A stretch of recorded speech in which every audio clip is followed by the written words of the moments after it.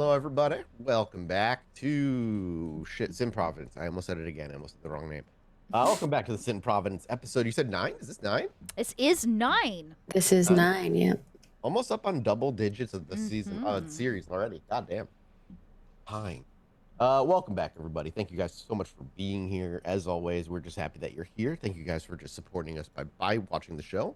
And hello to the rest of the cast. Hopefully we don't lose Maggie to any electricity emergencies this week. Oh my gosh, can we just not? There was a lot of electricity outages last Saturday. End of the week. Yeah. Just a lot of trees falling on my end. Huge So storm like this week. we had a tree fall on the electric line, and then later in the week we had a tree fall almost on my car. So we had to like chop the tree down. It's been like a whole thing. Oh, I'm glad you got your electricity back, because the most important thing is playing vampire with us. So That's right. Let's go. I was so mad because I was like, "Oh, this scene sounds so good. I want to be in it." yeah, I had to like mentally pivot very quickly because you were. It was funny. I told Maggie in chat, I was like, at least you're here. Your character's here, listening to all of this stuff. And if I was actually there, Betty would have been saying some shit. I could only imagine. Mathis, double check your Zoom settings just in case. Oh, For your God, mic, damn, as thing always. resets every time. I forget that it just redoes. Same it. Z's. I should remind you in our pre-show, and I always forget until we get live. So here we are. We're fine. I've been recently having weird mic problems too with Zoom. I don't know. It's just their compression and everything they've got built in. It's wild. I wish I would just remember my settings. Just save my settings. Save my settings, yeah. I use you every time. It's like moving it down like to like mega quiet. Yeah. For some I don't reason know by why. default. I'm good I don't know. now, It's doing right? that to me No, too. you're right, It's putting you're it down to like 10%. Yeah, so weird. Yeah, All right, you're thank both you for fine. reminding So, me. yeah, All of right, course. anyway. Always. I will. Hey, producer hat is now off. Yeah, Let's go. exactly. Let's go. Vampire hat on. Well, before Vampire Hat, thank you guys for supporting us again. And I want you to let you know, if you want to support us even further, you can do so over at patreon.com/podbynight, where you get all of our after shows and stuff that we upload there, character sheets, little bonuses and behind the scenes pieces of this stuff. And when it is finished, and we're getting close, I think me and Bub are, the homebrew Visceratica that we've been working on in the back end of what we're using for Bub's character. But technically David's character too, but Bub's, you know what I'm saying. It's very David. Yeah, David squared. Yeah. David squared. yeah, that'll It is definitely really go up weird. on Patreon afterward for sure. Not everybody knows my name is Maybe David. we'll It's do okay. Maybe I'll That's do true, but something- for me it's weird. I'll do something cool, and obviously we'll release it for y'all to see. But I could do a PDF download and actually set it up like a clan sheet. Yeah. And release cool. it to the Patreon like we did the lore sheets. Yeah, that'd be super cool. That'd be great. Yeah, People can use it. needs like 1 or 2 more passes, I think, from Bub and such, and then it'll be good to go. So keep your eye out there. Obviously, just supporting us by watching us here, but head over to youtube.com/podbynight as well. Hit follow, subscribe over there. All the VODs are here. Eventually go live over on that YouTube channel for free over there. And if you subscribe here on Twitch, you get immediate access to the VODs while they're around, and obviously access to the emotes. And I think that's about it I want to cover. I don't think there's anything else. I felt like there was something else I wanted to mention. Oh, a Discord. I always forget the Discord. Join our Discord. It's free to join. Huge community there. People talking about the show, all of our different shows. It's fun to watch people who find this show, jump in the Discord, and then discover we have a podcast and like older stuff too. And then having them, there's a few people going through Stitch of Fate right now. That's really fun to watch people react to season 1. So yeah, head over there, join the community. It's a bunch of cool people in there. I think that is it though. I think we're good. So if that's all, without further ado, then everybody good? Yeah. Okay, cool. Just making sure I didn't forget anything. So we're gonna be after shows are out, y'all. So if y'all want to see all the drama and a 45-minute after show for episode 7. Yes. I need to watch that because I missed that one. It was intense. So that's all up for our Patreon now. That felt like a moment where it was like, okay, we're in go mode now. Yeah, we Everybody went from first gear to like 3rd gear. Yeah. And then Maggie came back last week and we were like, meh! You had different pieces of a very large mystery, and you were trying to like tie them together as best you could already. It was very great. All right, without further ado then, let's set the scene, rein things in, and see what our coterie has been up to. And you're not coterie yet, our kindred have been up to. No, obviously, everybody make your healings. Heal Oh, yeah. your things. Let me open the game, actually. I could use that. I got hurt a little bit, just a smidgen. Why can't I find what I'm looking for here? Here we go. Okay. Just flipping through roll 20 like a maniac. Do you want us to rouse? Not technically. You don't need yet. Okay, to not yet. yet. Okay. Yeah, not yet. We're at the end of the night here. I love getting my Either willpower way, back, but though. still. Yeah, everybody go ahead and heal. All right, good. Yeah, I need my health back. Is everybody I don't over got on the new much of character that. sheets, or still? Is anybody still using the older character sheet? I'm using the older character I'm still sheets. using the old one. Okay, that's fine. I was just curious. The new one scares me. Change scares me, Mathis. Okay. Hey, I get it. I get it. Trust me. All right. As we fade into our current scene, it actually fades in almost directly where last week left off. It's not the quiet beginning of a new night, but instead the end of the previous one, where we are just inside the front door of Janet's place. As Janet, you're walking in. Did you write his name down? I know Vinny is his name, in case you didn't. Vinny, I don't know that you actually gave it to me, but I can remember Vinny. Yeah, it's Vinny. I have to I'll open this up in a second. No, It's Vinny Castanetti. Castanetti, we did get There you that, go. and I did make Yeah. a note. Here it is. Okay, yeah. Yeah. And I remember saying it, and I remember you going, Vinny. Of course, his name's Vinny. And Yeah.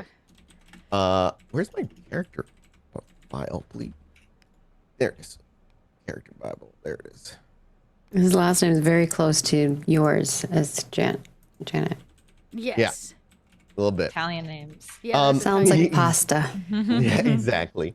And almost in that cliche way, as he walks in, he reaches in his he said to you as you open the door, kind of just in this with this big smile, Janet, beautiful, it's so good to see you. And he almost goes in like you're gonna let him in immediately, like he's confident that he's walking in. Of course I am. What I'm gonna do? Stop him? Yeah. So as he reaches in to take your hand, to take your hand and kiss it politely. Out of curiosity, this is something I didn't really focus on in SOS, but I'd like to focus on a little bit more here. If someone goes to touch you, you're not just cold like circulation's cold. You're like corpse level cold. Yeah. So if people go to touch you, do you have like a go-to lie that you have, or do you blush of life and don't well, blush of life is reactive? First off, Janet's gonna try to play it off. I mean, she could do a quick Of course. blush of life. See, she gets away with eating and drinking pretty regularly, so she doesn't unless somebody touches her, right? Does she have to worry about it? So in this moment, as he reaches for her, she probably puts her hands up like, oh no touchy, and she leans in for the family kiss, which does not require you to touch faces. They're like, right? Yeah. Yes. Right. Yes, yes, So that she doesn't actually have to touch him, right? And she absolutely. goes, Vinny, baby, and she, on either side of his face. Yep. And he does it back and forth to you, on the other side of the cheek. Oh, let me with get your touching. coat. And I will touch him in ways where he won't feel my skin on his, and slide his coat off and welcome him in to avoid being touched. But it does remind her, maybe we should fucking rouse. Yeah, sure. Yeah. But yeah, it's almost like she almost got caught, right? Like mistake, Yep. little mistake. So, yeah, she. So go ahead and rouse. Let me know how you rolled, because I don't have it will. on my side. How do I guess I could use just a regular single die. It's the same thing. So I did not get a success. So I do get hungrier. I'm beginning to get annoyed again. God damn, I just ate. Janet is the so what are you hungriest at? lady. A 3 again. Ooh, man, damn, that's so annoying. I've not had a chance to prepare a solid meal for Janet. I've been eating on the go, fast food for 3 nights. Do you have anything with as you because I imagine, where do you bring him? Do you bring him to the dining room table? Yeah. So there's a. Yes, we're not going upstairs. So we're gonna stay either in the foyer where there's a place for us to group sit, or the dining room seems like a professional place. But we're not going to the second floor yet. No, yeah. So you bring him to the dining room? Is that where you want to bring him? Yeah, we'll take him to the dining room. It's nice and clean. There's no food out. So yeah, she just kind of gestures for him to pick a seat. Yeah, and he doesn't pick the head of the table, though he picks the seat directly to the right of the head of the table. Oh, so as he right. sits down. You saw him carrying in his right hand, kind of under his arm, just a manila envelope with nothing written on it. Just a plain manila envelope. Janet does sit at the head of the table. Yeah, I Power imagine move, so. right? She sits down next to him and she says, "And what do I owe such a pleasure?" He gives you another wide smile and he goes, straight to business? Seriously? Come on now. Well, what else you want to He, talk he, about? he gestures at the table, not even a drink? What can I make you? And she kind of gets up and does the whole routine of like shaking, right? Like perfect 50s housewife, you know. He's not looking for like a mixed drink or anything like that. He's just like, he's kind of conferring like, why don't we both have a glass of wine? Like, and just relax for a minute and catch up. Wine. She goes to the fridge. She needs to make sure it's not the bottle of blood, right? Like Sure, actually, yeah. if it's red, it wouldn't be in the fridge. So she goes to a counter. There's probably like a small wine rack or something nearby. If you're in the kitchen, do you swing and grab a bite anywhere? Like as you step away, is there like a bite of hunger you can grab nearby? I mean, if you want me to slurp down like a liver or something, like I'm eating merely shredded asking cheese for- out of the fridge at midnight. Yeah, Like, I mean, I don't know if you have anything like that you can grab. I merely asked because yes, 3 hunger is manageable, but it is in world it is going to very be frustrating. Yeah. I mean, It's totally up to you. Okay, so she needs to buy herself some time, and red wine is not in the fridge. So she goes, "You want white or red?"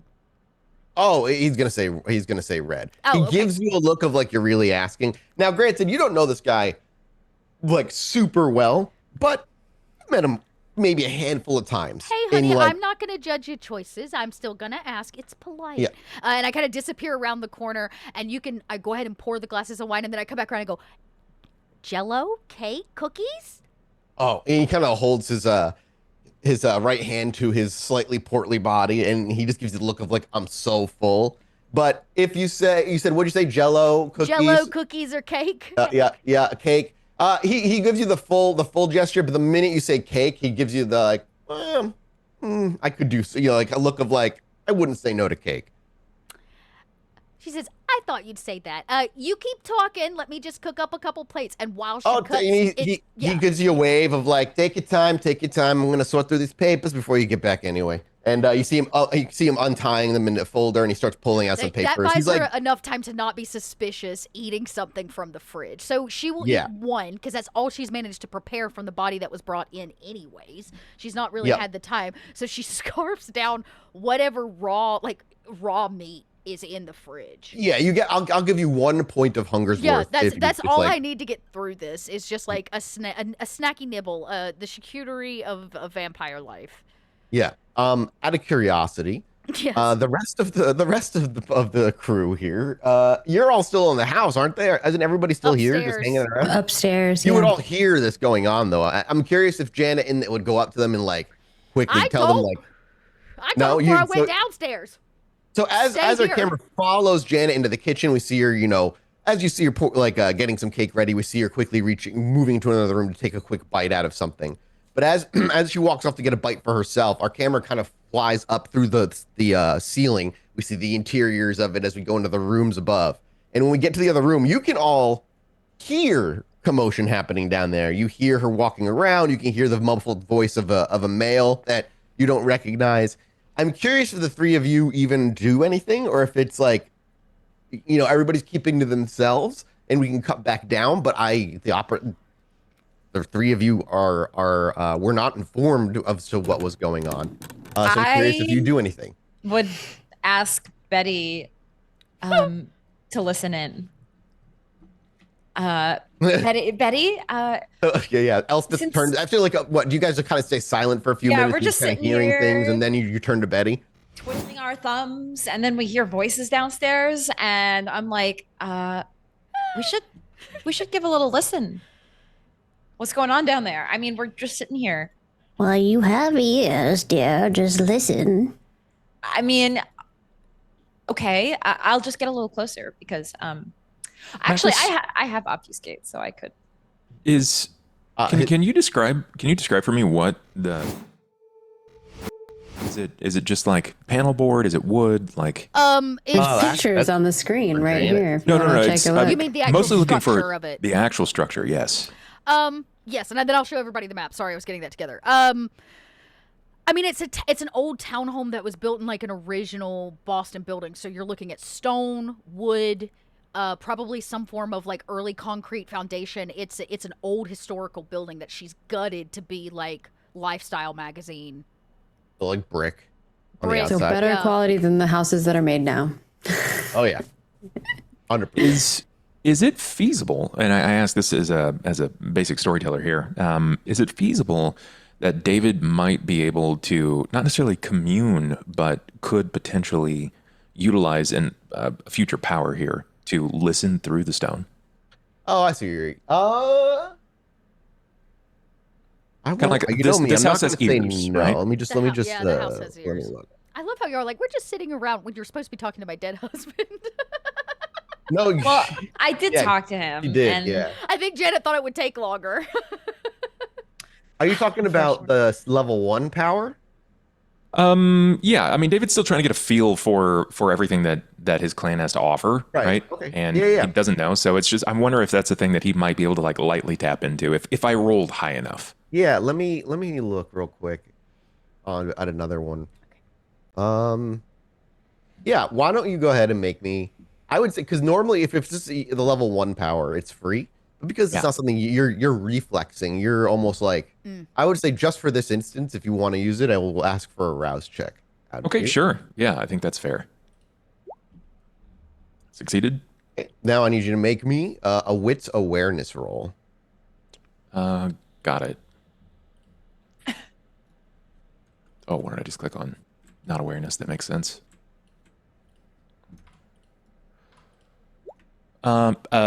Messy critical at 7. Oh, Okay, goodness. we'll get to you. We'll cut back to you momentarily. So what we see with David is they're speaking. Elspeth turns to Betty and is like, can you hear anything? And they have the little conversation. But as that's happening in the background, we just see David kind of standing there, and I would say maybe even surprises you, David. For a moment, you feel like a buzzing under the bottoms of your feet. You kind of snap down, almost like multiple bugs, kind of crawling around under your feet. And as you look around, you lift your foot up, or maybe reflexively, like just lift it or tilt it to see. There's nothing there. And as you look at it more and more, or rather feel it more and more, you realize there is actually not. It's not a chaotic feeling of buzzing, but there's actually some sort of pattern to it.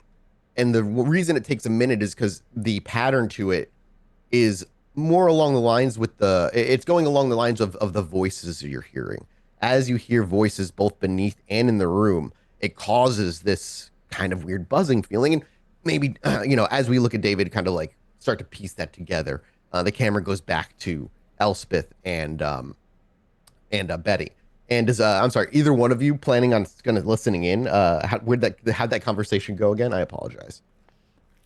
Betty told her that she has ears. Oh, right, yeah. Well, What did Elspeth say? But Betty is going to listen in as Yeah. well. You just like walking up to the door and like listening. Yeah, like, just getting a ear little against the closer. door. Yeah. Yeah. I'm going to rouse check to do unseen passage.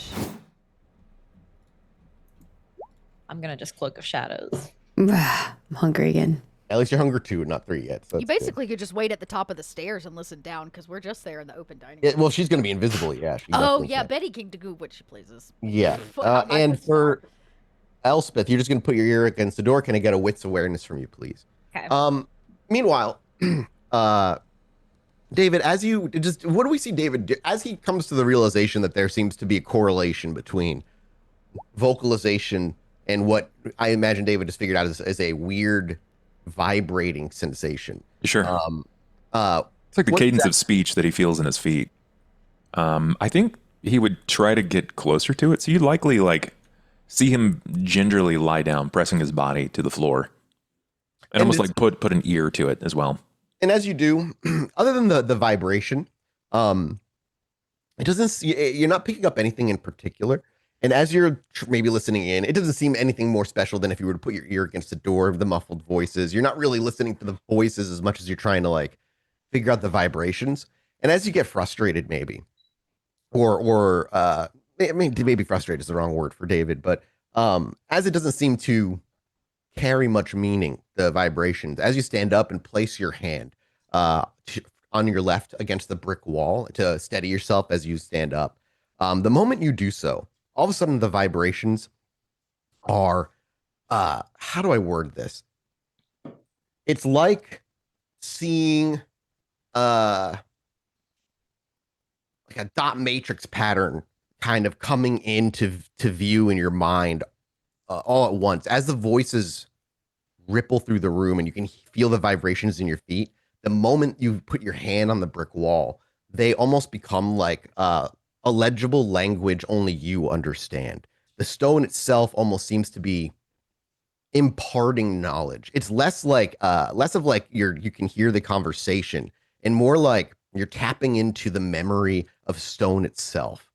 And you don't simply just get, as you hold that, the voices, and you can actually make with your messy critical. I'll say, so long as your fingers stay on the wall, you can listen in entirely on the conversation downstairs as though you are there, almost as though you're literally sitting in a seat next to them through the wall itself. But beyond that, it's almost sensory overload for you because you're getting more than that. You're also getting almost all at once, not in this linear fashion, which is impossible for our minds to wrap ourselves around, but you're getting every individual person that has walked through this entire building over the past, I think I said it was hour. So you're seeing every movement Betty has made, every movement Elspeth has made, every movement the twins have made, every movement Janet has made. And as Vinny has recently come in, but you're seeing it from a position where time is not relevant. So you're not watching a narrow playthrough. Sure, it's not You're almost linear. like it's almost like this one interconnected creature all at once, and it's only from the defining features of the hair or the skin tone or the dress that you're dressing you can catch on it that you know who's who immediately, and it's so overwhelming. I want a resolve composure from you. Got it. Okay, so This will be the resolve messy composure. part of the messy critical. Resolve composure. Not particularly great for me, but not horrible. Whoops, did that one twice. Resolve composure. 2 successes. It's you're barely able to I would say resist it, if that's the right word, but not necessarily, but I would say not let yourself become overstimulated by the immense amount of information that's being almost downloaded into your brain within the moment your skin made contact with the stone. But you don't recoil your fingers.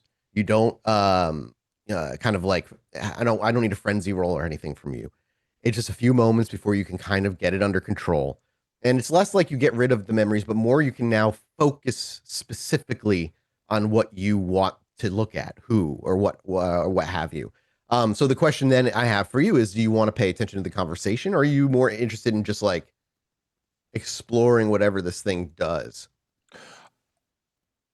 I think whatever provides them for David in his mindset. I think I, as Bub, want to hear the conversation. Yeah. But as David, he's going to get overwhelmed, and it's going to take him to like the largest, sharpest part of these events that have occurred over the last hour. Yeah. Yeah. And over the last hour, I think the twins is probably the thing that happened that was most. No, that wasn't that past hour, though, was it? No. Be all the Question. movement like inside that room. Yeah. Would I get anything Oh yeah, on the that husband? stuff happened recently. That's because I just fed on one of them. Yeah, the feeding. So you did feeding. The husband, you wouldn't get any words. You would get an immense feeling of anger and frustration. Where is it centered in the house? The room that Elspeth and you all are in. Anger and frustration. Yeah, if you think about the husband, you'd simply just get this overwhelming feeling of anger and frustration. Would I sense any other figures? Janet, you're muted. That is up to you. The only haunted I know of is my husband. That one? Yeah. So that's now that does not mean that is the only person that has been killed. What in this has her house. husband It's done also there? the last, yeah, and it's also very specifically the last hour too. But no, you would not pick up any other spirits or feeling of any other spirits. Okay. You don't know if that's a limitation of your power or not. Right. And I like this is really cool to look at from someone who's utilizing an untrained discipline for a discipline that they just gained access to. So, yeah, he would probably focus on that. I'm guessing that there's probably like a lot of feeding and feeding related. So he saw Sure. Janet sneak into the kitchen and like grab some of the meat that she has. Yeah, it's Betty it's feeding. interesting Yeah. because it's like you hear these voices, and like I let for like you can definitely listen and like hear voices right now with the crit. It's weird because like Janet fed in the kitchen, and that like this is this weird blur of like what these things are, but it's less that you see her eating and more that you feel hunger being sated when you focus in that room. And it's like, oh, she was in here. I can see that something looking or familiar like Janet was in here, and I feel a hunger being sated. It's not you see her eating because it's hard to see any individual thing. Sure. You just feel things. And the seeing aspect I'm giving because it's like a messy critical. So I'm kind of giving you like this kind of zoom out. Most of the time, you just get knowledge, memories, emotion. But for this, you rolled crazy. So you're getting a little, a little something extra. Further. Okay. Yeah, but like, yeah, it's more of a feeling. And you would know. You would be like, oh yeah, she ate. You just have an internal acknowledgement. What I see, this is again another question that might be a bit above his pay grade at this point in regards to caliber. But would David also be able to read like the moods of these individuals? If I can see the hunger being sated, could I also read the moods? What? You would be able to read moods that are in heightened states, I would say. So Janet's hunger's at a 3. So yes, that's a pretty high hunger. You would feel that need being sated. The ghost, very angry, very frustrated. Is anybody here feeling any particularly intense emotion in the past hour specifically? One of the twins. Oh no, he was sleeping. Oh When she yeah, fed, he was sleeping, and there was no pain. I don't know how the twins feel. They're the other bodies in the house. Yeah, Betty. there's no feeling of like struggle or panic or haste or like any of the thing like that beyond what I've told you. I mean, like what I can immediately think of is Betty still probably writing the mutt controversy, the success of. Is Betty feeling Elle. intense? That's up to me. That's up to Maggie. Is Betty feeling intensely right now in the past hour now about mutt still? I mean, it's still fresh. It's not like it's an old death or anything. Yeah, I think that I think the feeling is more of Betty was feeling like Janet was putting that on David, but she still thinks it's Betty's fault. Like she was saying that the mutt hit was because someone's out for David. So but saying Betty's feeling Betty guilt. doesn't agree with that. So like there is still like that tension of that conversation that they had previously. Sure. Then you might feel like a tense, maybe minor anxiety or minor anger or. Betty does agree with her a little bit there that someone could use David as a pawn in the scheme of things. Yes and moment. It's like she just doesn't feel like mutt has anything to do with David. And given that Elspeth has been kind of like cool about the events of her success, would it read to David that she's excited that she summoned the spirit? I think so. She is very excited about it. I don't know if it's like the most heightened thing in the world, but she's definitely it's like a milestone. She's like, fuck yeah. Yeah, she's feeling very good about that. Okay. Yeah, I'd say you sunset for sure. Okay. Then I think he's going to relish in those and just try to steep himself in their moods to kind of understand their position a bit better. Yeah, so we kind of see that happen. We see all these flashes happening. Betty, are you stepping out the door, Betty? And you will going invisible and like listening out like on okay, like I'm not even going to make you roll. You'll hear the conversation in full, completely clearly. Elspeth, you're just going to stay ear up against the door? Yep, ear against the door. And what was your wits awareness roll? I rolled 5 successes. Awesome. So you're going to hear, everybody's going to hear this entire conversation should they choose to. Janet already knew that when she let him come in. Here's his Vinny's. I opened the character thing again. His name is Vincent Teresi. I will put this in the Discord chat. Oh, Vincent Teresi. Esquire, of course. Vinny Teresi Esquire. Oh, Esquire. So you actually could again.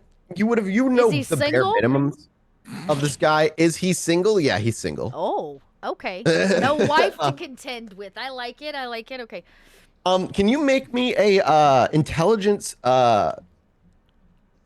politics? Our first, I would say politics or streetwise. Can I do streetwise? And if it has to do with the mob, I do have a. It's to do with what you know about him in particular. Okay, let me just. Oh yeah. as I'm making cake, I'm thinking through like, why the hell is he here? I got 2 successes. Did you any you can want to or can Actually, reroll I or care can enough? re-roll 2 of them. If you care to, your I call. do. I have that I have to burn. Willpower, always the burning. 1, 2. 4. Hey, 4 successes. So you know a pretty good amount about this guy. Maybe not the most private of his private affairs, but like how he deals with the family and like kind of where he comes from.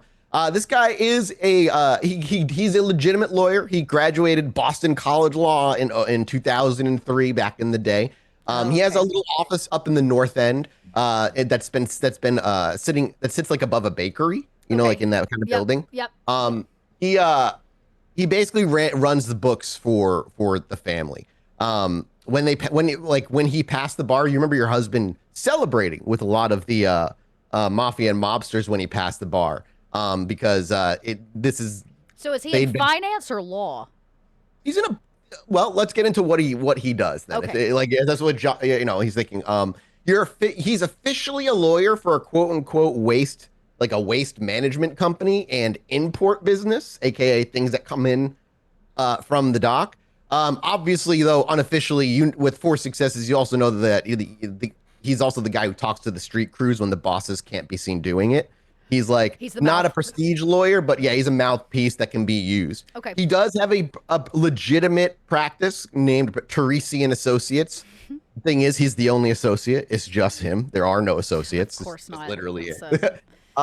His specialization is in criminal defense and quote unquote business law. Okay. With 4 successes, you probably know the details of like his open and close like hours. He usually opens at like 10 a.m. and he closes whenever he fucking feels like it. He'll always take call from family members, no matter the time. That is doesn't fucking matter. And one of the main reasons that he is also valuable to the family is he has a judge who owes him fucking favors. And that gives him a lot of leeway. And that's something, he said 4 successes. Yeah. Other than that, like his main gig in like the mafia is getting low-level mafia members out of jail, out of a pinch, whenever that happens. Go collect weekly envelopes from the street captains for their business run that they're running on wherever they are in their territory, delivering messages when heads of family can't be seen. He's even known to negotiate territories with other mobsters and stuff when needed. And so he doesn't actually move and clean money. He helps people from a legal standpoint of their corrupt businesses. All through specifically the Genovese family. Business. Okay, because he works for the Genovese family. Is he the competition? Because she cleans the money. He's not the cleaner. He's not competition. No. Like he's a family lawyer for these guys. So he does what lawyers do, which is okay. Got it. Yeah, attorney-client privilege is a fucking beautiful thing, right? Like that's why they need a lawyer, so they can keep things quiet and behind scenes. He can also go to jail. He has a judge on a favor, so he can go to jail whenever he wants and go talk to whoever he fucking wants. Yeah, it's a good thing I know that. Okay. Mid-30s dude, super tailored suit. Just to give you an idea of what he looks like. Nothing flashy though. He's not wearing like a tailored suit that's like a fucking what is a brand name? Like one of mine. No, yeah, it wouldn't be. It's not like one of yours. And you've offered it to, I'm sure, before. He's declined. He prefers dressing like a nice but Joe Schmo nice, like blend in with the crowd kind of nice. If he's too flashy, Exactly that shit. Yeah. His whole thing is his whole thing is to never outshine his boss. Like fuck that. That's just too dangerous to do. Got it. He always smells like fucking cologne constantly, like just that strong whiff of cologne. And the man is, even at this late hour for a mortal, is a coffee addict. He walked in with a half-empty cup of coffee that he finished up. Okay, I will go ahead and put a fresh pot on, knowing he's a coffee addict. Absolutely. Just because after cake, I know what he's going to ask for, and his wine. So I come out with wiping, making sure there's nothing in my teeth, right? I check the stainless steel on the fridge. Plate of cake, 2 glasses of wine, coffee's on the brew. I come out all smiles. Yep. He's as you're doing so, you see him. He's on the last paper, and he's just kind of putting it back in the envelope and tapping the envelope on the table to make sure all the papers are lined up in there as you walk in. And as you do, you said you have a piece of cake. Oh yeah, I've got his piece of cake. Yep.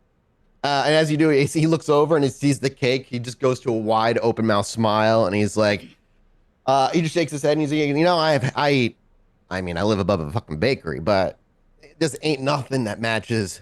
There's nothing like a Genetti red velvet cake with homemade cream cheese icing. Yeah, and as you see, you probably slide in front of him as you say with homemade cream cheese icing, and he's just, you know, you can see him just like salivating over it, and he just as he waits for you to join him if you were going to join him. Oh yeah, I'll have a seat. I'm not going to eat a piece of cake, but I will join him for the glass of wine. And as he takes a bite, and you take a sip, and with a full mouth, he's like, "So, it's been a few months. How you been?" Oh, you know, just trucking along. No And he just, trouble like, throws if his that's, head what, back you're, and if just that's says- what you're asking. But I imagine you showed up at my door already knowing some of my business. He nods. Oh, in business, I need to know. You know that. I ain't. And he just kind of throws his hands in the air. He's like, I'm just here on business, nothing new. But it's but you always said good. you didn't want to talk business, so now it's my turn. How are you?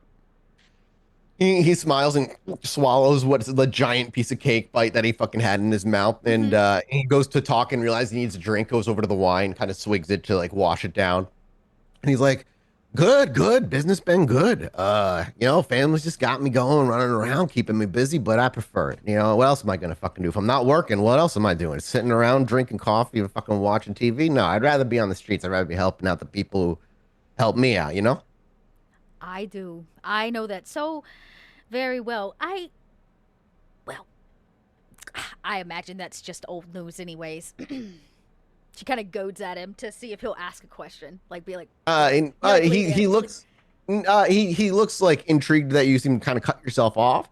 But he doesn't press it, surprisingly. And I think you would know this just as you deal with him. He's not one of those very pushy lawyers of the family. He's very much tries to keep it as minimal as needed when it comes to like information being exchanged between two individuals. Yeah, okay, less so business she's kind of related. the same, and she says, you know, I'd be lying to you if I didn't tell you that business has slowed down recently. We haven't had as many, you know, suits to clean. He goes and takes like his last bite. He's like, yeah, well, sometimes business goes smoother in other directions that don't require as much soup cleaning. Well, I imagine since you handle a lot of the business, you know, for the family, you might be able to tell me, are we going to look at an uptick anytime soon? And there's you know, he just like takes a moment. Yeah, maybe. You know, Janet, I appreciate that you think maybe I'm more important than I am. But I don't get let in on things unless I absolutely need to get let in on things. You know, I don't run around with the top brass. You know, I'm more. I take care of the men who do the real work for the family. You know what I mean? I understand. Not that a beautiful woman like yourself ain't as just as good as the men that do it. And he like very late catches himself when he's like, you know, all you know, talking about the men on the street. I understand. Well, since you finished your cake, maybe it's time to talk business. Yeah, as he finishes his last swig of wine, as he places the glass down, you see where he's drank from the rim, where it's like this weird, not weird, but like a smear of where his spit and like cake frosting has met the wine glass over the course of many drinks. As it gets plopped down, he says, "Yeah, business. So yeah, you had some. I heard you had some questions, and those in power deemed it God's given right that you deserve to know. I don't know." Here, and he kind of spins the envelope and slides it just over to you from your right. I'll creak to it you. open. What's in it? Well, you asked for certain information. Who owns the pier? And was there anything? Was it just specifically who owned which the piece pier? of the family, and based on the container numbers that we had, who ordered that shipment? Who controls that container? I need a name. Yeah. So the very specific pier where all of that stuff came in, actually is technically owned by the Italians, but is being paid for and rented at a premium price by the Irish. The Irish have bought into the Italian mob. The Italian mob has the control of the docks, so they will allow other criminal families to rent piers and whatnot at premium price and under their protection. Right. So it's and it's very difficult for anyone to say no because the Italian own the the docks. pier. Right. Yeah. Okay. He's like, that particular pier, pier number 7 was it, if I remember correctly? Yeah, it's owned by the Irish. They pay the family a premium, a top dollar for that thing. So whatever was coming through there, going through the Irish. Interesting. Well, that is so very helpful. You don't happen to have a name? And please don't fight cats. Yeah.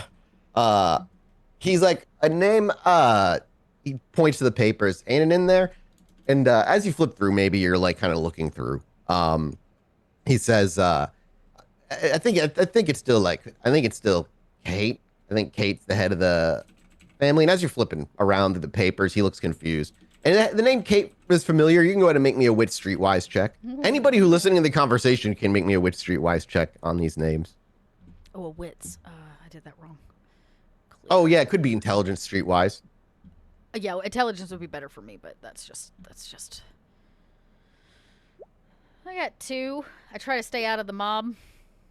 Yeah. Or the Irish mob. anyways. Elspeth 1, no, you wouldn't know. Anybody else roll? There's Wit no way Streetwise? David would know. I got 2. With 2.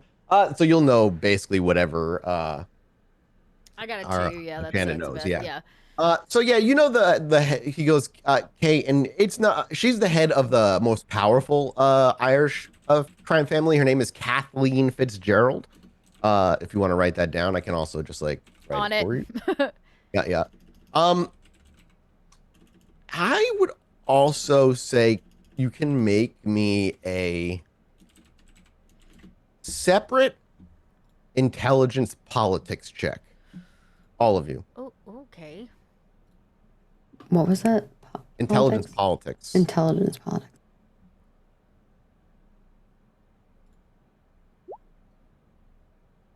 Ooh, so fast. 2. Why on these like ones where it doesn't make any sense for me to get what for a while I do, and then the ones where I have like 8 or 9 dice, Yeah, I'm just nothing. like 0.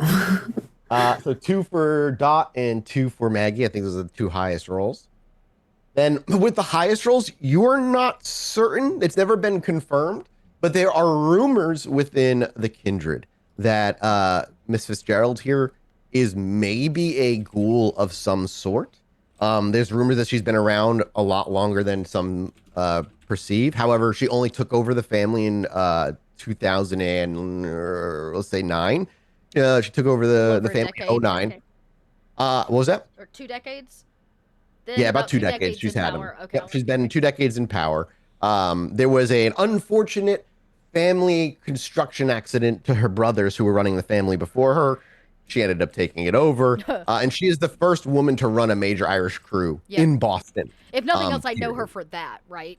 Yep, exactly. And you would know, and the other part of rolling this politics intelligence check is you would know her family's been around since the famine. Her great grandfather ran. Come up here. Thank you, Jesus. Her family and starting with her great grandfather and a family ran speakeasies, and then when that was legal, started running numbers for criminals. Then one of her father ran a union. Like they're like your blue collar criminal family that kind of came up. It was always known about the daughter that amongst the 3 of them, the 2 brothers and her, she was like the one that should have been fucking running the business. The brothers were a bunch of fucking rough and tumble fuckwits. So that's what you would know. That's what you know about the family that owns the pier that all of your boxes came in through. And because of that, as you might be flipping through the 4 or 5 pages, there is no details as to who these shipments were specifically for, because it's part of the practice. You rent, Right. you get your privacy, but you pay a premium dollar for that fucking privacy, but no questions Is are there a asked. schedule for this dock in terms of when shipments come in and out? That's it. Yes. Let me You don't have look to up give it to me, box but as long as there is a schedule, that would be. Oh, yeah, I'm curious how often things come and go. Yeah, is from- this like a weekly shipment Oh. in, or does it only come in once a month? Yeah. How?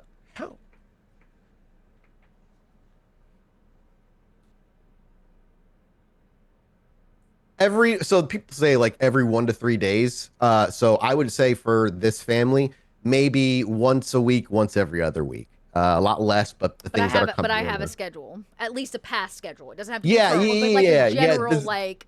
Okay. yeah, that would be in the information is like the probably the past month of past like 3 months of docking of like when it showed up and when it left, but nothing in terms of like the cargo and whatnot. Only that it's owned by the Fitzgerald family. This Extremely, is extremely Catholic yeah. as well. Oh, okay. Yeah, I can imagine Kathleen. I this is more than I ever could expected, Vinny. I owe you 2 pieces of cake. Hey, don't thank me, thank the family. And he's like, I just do my job, and I get a bonus piece of cake just for bringing you the information you asked for in the first place. I already made out like a bandit. Well, that's good to know because I was gonna tip you. Kind of a joke, not actually. You know, Okay, he yeah, gives you yeah. a look of like, well, what the fuck? Okay, yeah. She says maybe I still will, but I gotta ask. I know this is not the usual way we do business, but I know you still gotta have that contact, that judge, right? Yeah, he gives you a look like, of course. One of my boys got in some trouble. Yeah. I've been trying to clear his name. There was an accident, dead body down on the street. I give the street corner where Mutt was found. Yeah, and he nods. He's like, yeah, I heard about some of that violence that was going on out Yeah, there. I'd like to send in a professional to get a look at the body. He nods. He's like, I can't make you no promises, but I was I thinking can with your promise. hookup, since it's in lockup, your judge could sign the warrant. I need to send, someone in. And he nods. He's like, listen, I can promise you, I can pass the word along, but I ain't the one in charge of those kinds of decisions. Hey, I understand. If you can swoon your judge friend into giving us the warrant we need. That's all. I just need to be able to get in the door legally, one might say. Where was what side of town was Mutt murdered? South, north? Where it was in Venture territory, right? It was in the southeast or Southeast side, southwest. Sorry. Okay. If you brought the map up, I could ping it. Yep, hang on. I am actively sure. switching maps around here for everybody. No, you're good. Okay, yeah. It was like down here. So just in like over here in Ventura territory. Yeah. It was in That's where Betty was. where was it again? Sorry.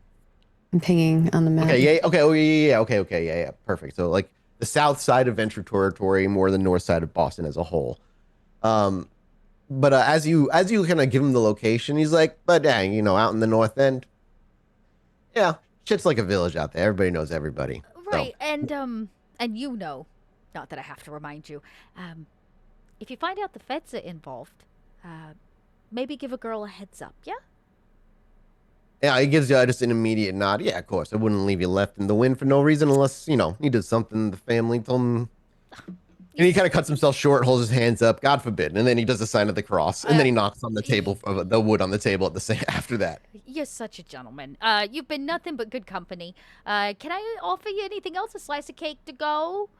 Oh, Janet, I could sit here until the sun rises and eat your cake. But unfortunately, duty calls. I got one more stop before I can finally get to bed tonight. Oh, my goodness, you're so busy. Who else do you have to visit this far north? Oh, a little bit of her, a little bit of him. I'm not going to be up north. I'm going back down south. Oh, I see. Making notes where he's headed. Yeah, woman, right? Like just kind of Yeah. noting his slip ups. All right, honey. Well, let me get your coat. If there's nothing else I can offer you, I understand. But if you ever decide you want a new suit, He goes, and if I ever want to stand out and look better than the people I'm representing, I'll hit you up. honey, sometimes you gotta look better than your clientele. Come on.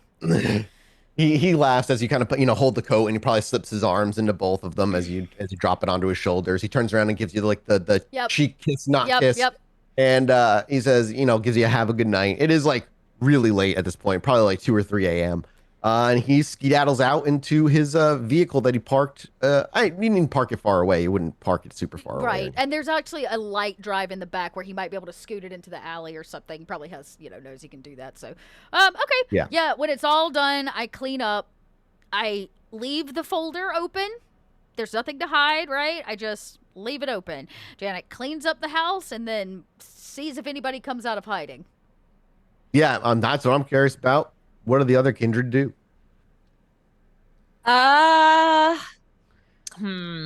Do we make I think once it's quiet and the person leaves, he leaves. Elspeth would probably walk in toward Janet.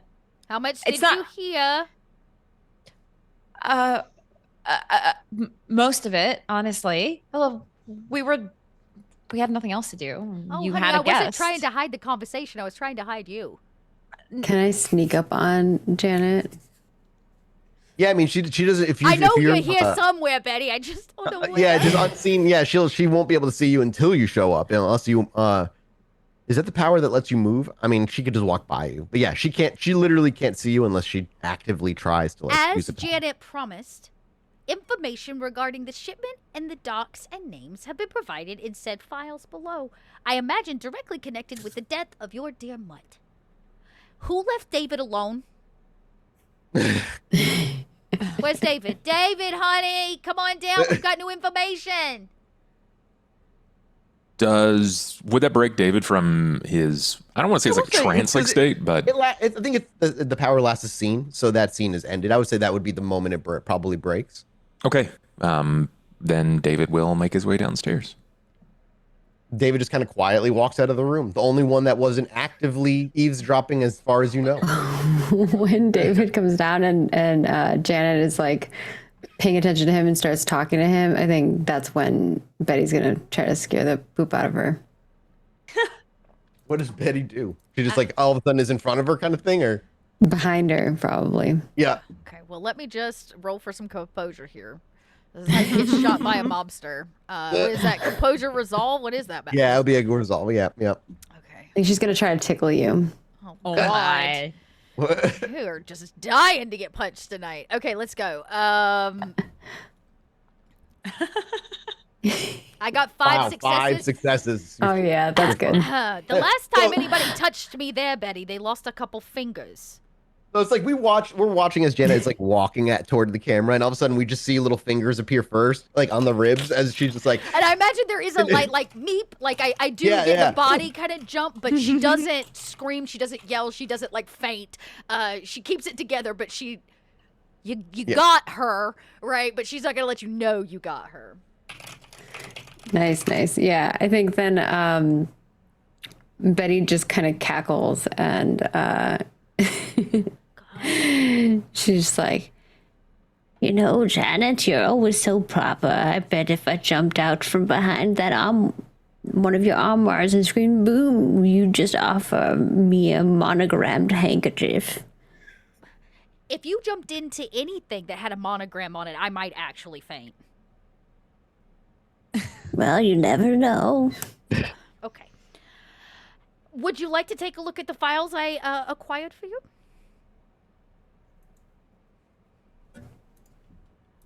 Fine. I'll save the tickling for you, David. Oh. and Betty's kind of like looking for this paper. Yeah, does she point? I'm assuming you mean the manila envelope with all the papers. Yeah, with all the files and business. Who owns the pier, whatnot. Yeah, everybody rolled to know. All right, so let me just lay this down for you, since hang on. y'all weren't listening. And everybody's just like, yeah, you're like, you go look at the papers if you want. Everybody kind of just wanders around, just kind of awkwardly silent with each other. They already all know what happened, but you're just like playing along. The new papers that you absolutely didn't know anything about because y'all weren't actually eavesdropping on my conversation. Oh no. Yeah, that's what I thought. Elspeth, dead silent. David, dead silent. Fucking Betty. Since you don't know anything and you're all innocent parties here, let me just run down what's inside this envelope, yeah? So, first things first, we got some information. Bad news. It's the Irish. They're buying into the docks in Nosferatu territory, which we all know is owned by the Irish, but on the occasion, you gotta be friends with your enemies to make a little dime. So they've sold out this piece of the docks to the Irish for rent. Okay. All right.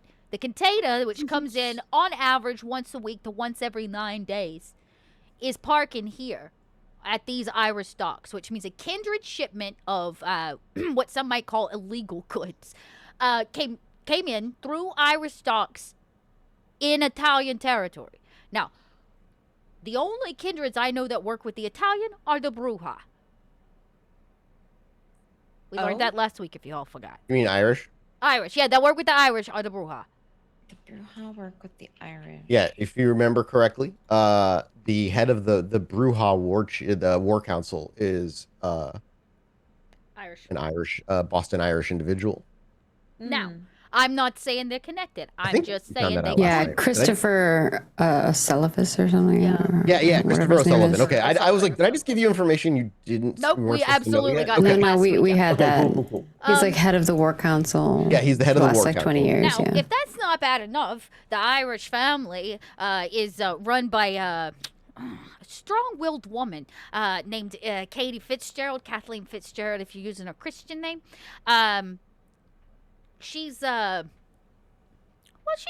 to be a ghoul, but not that all you knew that because you weren't listening to the conversation. She's a ghoul, potentially, possibly, which means she probably is. So just another palm. She's been at it about 20 years. Since, the unfortunate accident of her brothers. Oh. Yeah, construction accident. Killed them both. Wow. Mhm. That sounds horrible. It was devastating for the family. But I'll tell you, when she took over, things actually started moving forward. Now, that should be a surprise. She's a woman. And honestly, I would be more hard at it to take down part of the Irish mob, but I kind of like the idea there's a woman in charge, It gives me something to aspire to. Yes. So what does this mean for us if they are the ones It means that they probably know something about the box and probably where David came from. Yeah, the piers owned by the Irish, and the boxes that came in had kindred stuff, kindred boxes in them, and the kindred. The most prominent Irish not ghoul, kindred is Christopher O'Sullivan, the Bruja So, head of the war council, the one that you are expecting are going to show up soon because they're also that's where one of the deaths was happened, rather, wherever yeah, it the was. second one, the shooting of The the second woman down at the park. Yep, that's right. Yeah, by the that park. one. And you already were like, well, they're gonna They're look show into up it. anyways. So, other than the fact we should absolutely be expecting a Bruja at the door, I don't know, maybe tonight. Surprise, surprise, 3 times the charm, right? My question, the only thing we can prove for sure is there is somehow a connection between this Irish-owned dock and kindred of some capacity. Now, if Betty's information was accurate, and it was in fact a Camarilla job, then it would be somehow connected to the Camarilla, which means we shouldn't be touching it no how. My question is, how does Mutt play into all of this? And what does Underwood have to do with any of this? Why Underwood? Because we've decided at least probably he's not guilty, which means he's got to be the victim. So If what- under the more logical, I think, like Occam's razor scenario that your characters would think of is just simply that the murder was in Venture territory and he's the head Venture, so he might be just sending his people in to figure that shit out. You don't know until you talk to somebody, but that would be the most and simple answer as to what he's looking into it I for. may be a Ventro, but I can't just call upon those that would be to tell me and give me the information that I need. In fact, there's a high probability we're never going to find out. We all need to come to terms with that fact.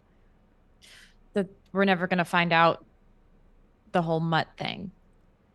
Or what Or do you we're going to mean? find out about any of it. Now, since you absolutely weren't listening, I'll also inform you that I did ask my contact to reach out to a judge regarding a warrant so that we can go look at a cadaver. I know you love them. You're muted. You're muted, bub. Okay, cool. Okay. So, Specifically Mutt. Now, if his cadaver is not available down at lockup, then we know, the FBI took it, which is a much bigger problem. And as, absolutely not a part of the Italian mob, I'd like to absolutely not have FBI show up at my door. that would not be good. No. So we might be able to get to see Mutt's body, is what you're saying. Possibly. Well, if we get his body, can you talk with him or something of that sort? This means I need to get better really fast. What it probably is gonna mean, okay, is that the two of yous are gonna go down there. I'm gonna get you the warrant that you need and the invite. Clear the space out. It'll just be the two of you. Ask for a little privacy. Two of you will go in. You'll talk to a body on ice, and then you'll come home. Do you think we can steal the body? No, we're not stealing a cadaver. But From we need to police hold on. I'll to help him. you steal it if you want. No, for police lockup, we're not stealing a cadaver from police lockup on a warrant I requested. No, fine. It would be useful if we could keep the body and that I could just get a little bit better at what I'm doing so that I could actually. This is not a death cult, honey. This is an investigation. You got to do it on the spot. I have faith in you. I have faith that you can nail it. You can absolutely talk to that spirit. How was my husband? Ex-husband. He was very upset, and I think you Surprise. made it worse entering the room. Oh, and surprise. our conversation ceased after that. Well, that sounds like every But- day when we were married. That's okay, Jen. That's okay. We are going to work on him. So this will not be the first. This is the first, but it will not be the last time that I have a conversation with your husband. Oh, good luck. I want to have a conversation with him. Oh, We're good going to luck. have weekly sessions. So, Oh, it's like therapy. Oh, great. yes, I tried to get. Maybe it only took him dying for him to finally go. I think this is going to help not just him, but you as well, Janet. I'm fine. just want you- I have no problems with him haunting this house. Having a spirits that are not rested is actually very harmful to you and your soul and many other. My soul. There is. Well, I know Hot the talking whole. to kettle, I see. I'm just saying that I know you think it's not a big deal, but it can become a big deal. Mm-hmm. You don't want to be haunted by the ghosts of your past, Janet. Trust me. It's not fun. What about your little shop, Elsbeth? There's something haunting you all as well. Sure. Perhaps there is. It's something we're working on. As you can see, it's a process. So it's you not know something. about it. Yes, I know about. No. The ghost. Before there was I such felt a. something strange there. What do you want? What do you want me to say? If you can get him to go away, that'd be great. But I have tried for like 20 years. It's okay. It is going to just. I'm just letting you know that it's going to be a work in progress, and it's something we will work on. Oh yes, he was always a work in progress. That being said, before we were so rudely interrupted by a knock at the door from our family lawyer, we promised David we would help him with something. Oh, we did? We did. Do you remember? Before David shows up to have to introduce himself, it's probably a good idea to give him the full rundown of Camarilla law. Oh. Oh, I didn't want to be any part of this. Right. We do have to do that. Well, David seems to be a neutral party, so maybe he should hear both sides of how people feel about the written rules, as they are. You also have like 2 nights before he has to be introduced to at least April. That's what I'm Yes. saying. We got 2 nights to just Yep. assure that we give Get your David the story information straight. he needs. Yeah. We have an exam in 2 nights, and we have to study. David, how do you David? feel about that? No, I'm not studying for anything. Oh, we got to study. Janet, I'm sorry. I was listening. You keep mentioning it, and I was listening. I was trying to listen, but it was not coming out so easy. What was it coming out? your words with Vinny. Oh, you were listening. Well, you can join the party. Oh no, I see you're wasn't- standing by yourself since they definitely weren't listening to my conversation. I could hear you through the walls. Oh. Oh, Well, I tend to be loud, but honey, I didn't know you could hear me through the walls. I I couldn't could hear you even through the walls. See I had to you go up to the door. through the stone. The bricks in the library I could hear and see. And see. Like More than that. vibrations? I could see when you would sneak into the kitchen and you were eating. I did that in private. I felt you lose your hunger. Okay, this is that something you can always do? Feel people and see them through walls? It's new to me. Okay. Hey, Elspeth, you want to write that down on the list of new abilities that he's brought to the table? In Yes. your, notes for study? And I See could feel Betty's rage like a silent storm. Oh, And Well, I'm glad someone can feel my rage. and Elspeth, how she felt excited but stilled her silence in her excitedness for summoning your husband, and that Vinny, I think that he might have feelings for you. oh, of course he does. That's Oh. well, That's interesting. That's something new. But He at here's the least thing: enjoys your does cake. Janet have feelings for Vinny? oh, he's Do you in love feel with my anything of that cake. sort? No, Here. I love nothing. Is that a euphemism? Oh, a different part of the cake. Oh, yeah, no, he likes the cake. It's always the cake. No, your cake, not the cake. Oh, the bakery's cake. That bakery's garbage. They use box mix. Ooh. Talking about your buns. What buns? I haven't made bread in days. She has not made bread. She would have shared this. Oh, goodness gracious. Well, You David, need to that's teach David the fucking rules of the Camarilla is what you need to do. Okay. David, that is great information. Yeah. That you can hear through walls. That come in handy. That was very handy, yes. Okay. Well, should we just start at the beginning, or David? How best do you learn, babe? I like to read. Okay. Well, one of the things about the masquerade is there's really not supposed to be a trace of it, so I can't really write the rules down for you. That actually kind of breaks the masquerade as I'm attempting to teach it to you. Okay, here's what we'll go for. We're gonna let me just Do you have a chalkboard? what is this? A schoolhouse? No, it's not an orphanage. Let me teach you about the 6 traditions. Wait, you might have a chalkboard. You know, like those little signs you put out in front of your shop. Come on. Okay. 100% she would have chalk because every suit shop I've ever been in, they I chalk would line. have some down. I would have some downstairs. Okay, you're right. I do have some chalk. I mean, it's not chalkboard chalk, but I got some chalk. Sure. And what are you gonna Yeah. write on? My floors? There's some walls that you can write on that are erasable. Yeah, not these, honey. I'm just saying, if This is he's a vintage wallpaper. David is a visual learner, so we can write things down for him to absorb, and then we can erase it. You can just tell me, but I Why might have don't you questions. just get him a book at this point? And Betty's gonna wander off, and I rouse check to go drink your Where are alcohol. you going? Oh God, there's already see an everything off open the bottle shelf. of red. Don't open another one.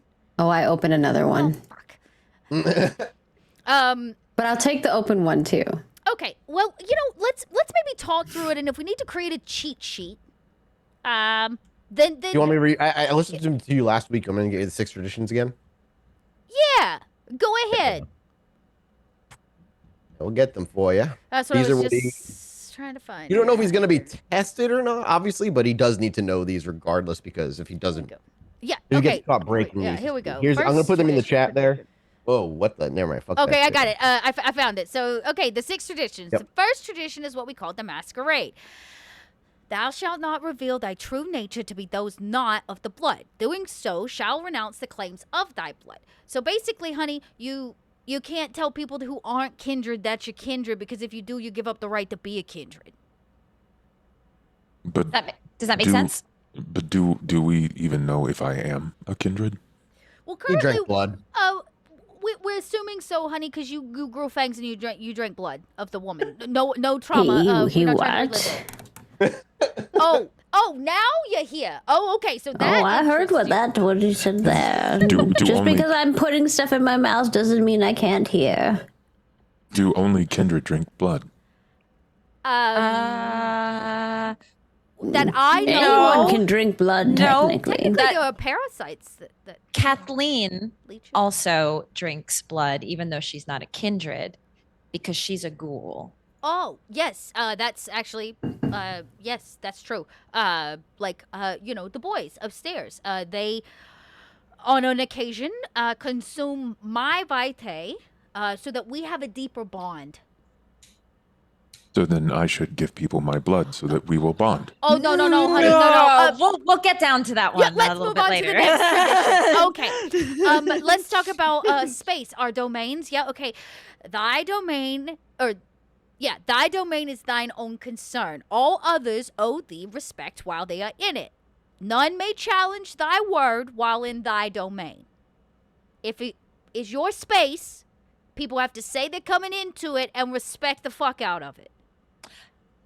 That's why sometimes when you hear us saying like, oh, the docks are Nosferatu territory. Oh, that person died in Venture territory. It's, kindred are very territorial of their space and their So, area. For example, because of my hard work and dedication to the clan Venture, I have been officially gifted this place, and actually partially because I owe some debt to the mob, but it's a story for another day. So, this house is my territory. Inside of these walls, I reign supreme most of the time. So, As Yeah, but drinking it's it. drinking my camera brand new like bottle of pans red over wine. and she's like, Most of the time. Which means, if somebody wants to come over or if somebody wants to, eat and feed on the guy out front, they gotta ask my permission to do that. So, in truth, we might have fucked up a little bit allowing you to feed in Bruja territory. I'm realizing now that might have been a bad choice. But, we live and we learn.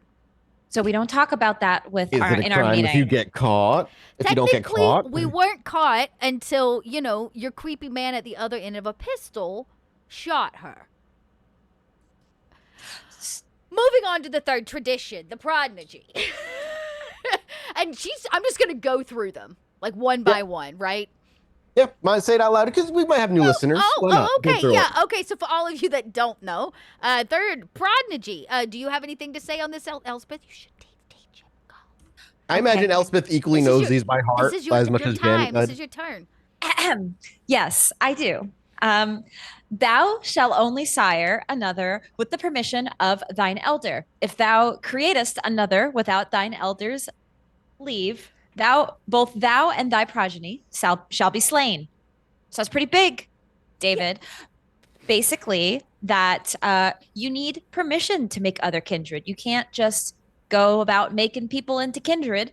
That's not good. You need permission. So either someone got permission to create you, or No, or, honey, you were a miracle. And I will say sometimes it does happen where people do it without permission and try to get away with it. You sometimes get in big trouble for that. So you don't want to do that. So for example, you, when coming to this wonderful city of Boston, stepped into the prince's territory. Therefore, you must introduce yourself as per the masquerade, and he is going to decide about that third tradition and where it lands in your case.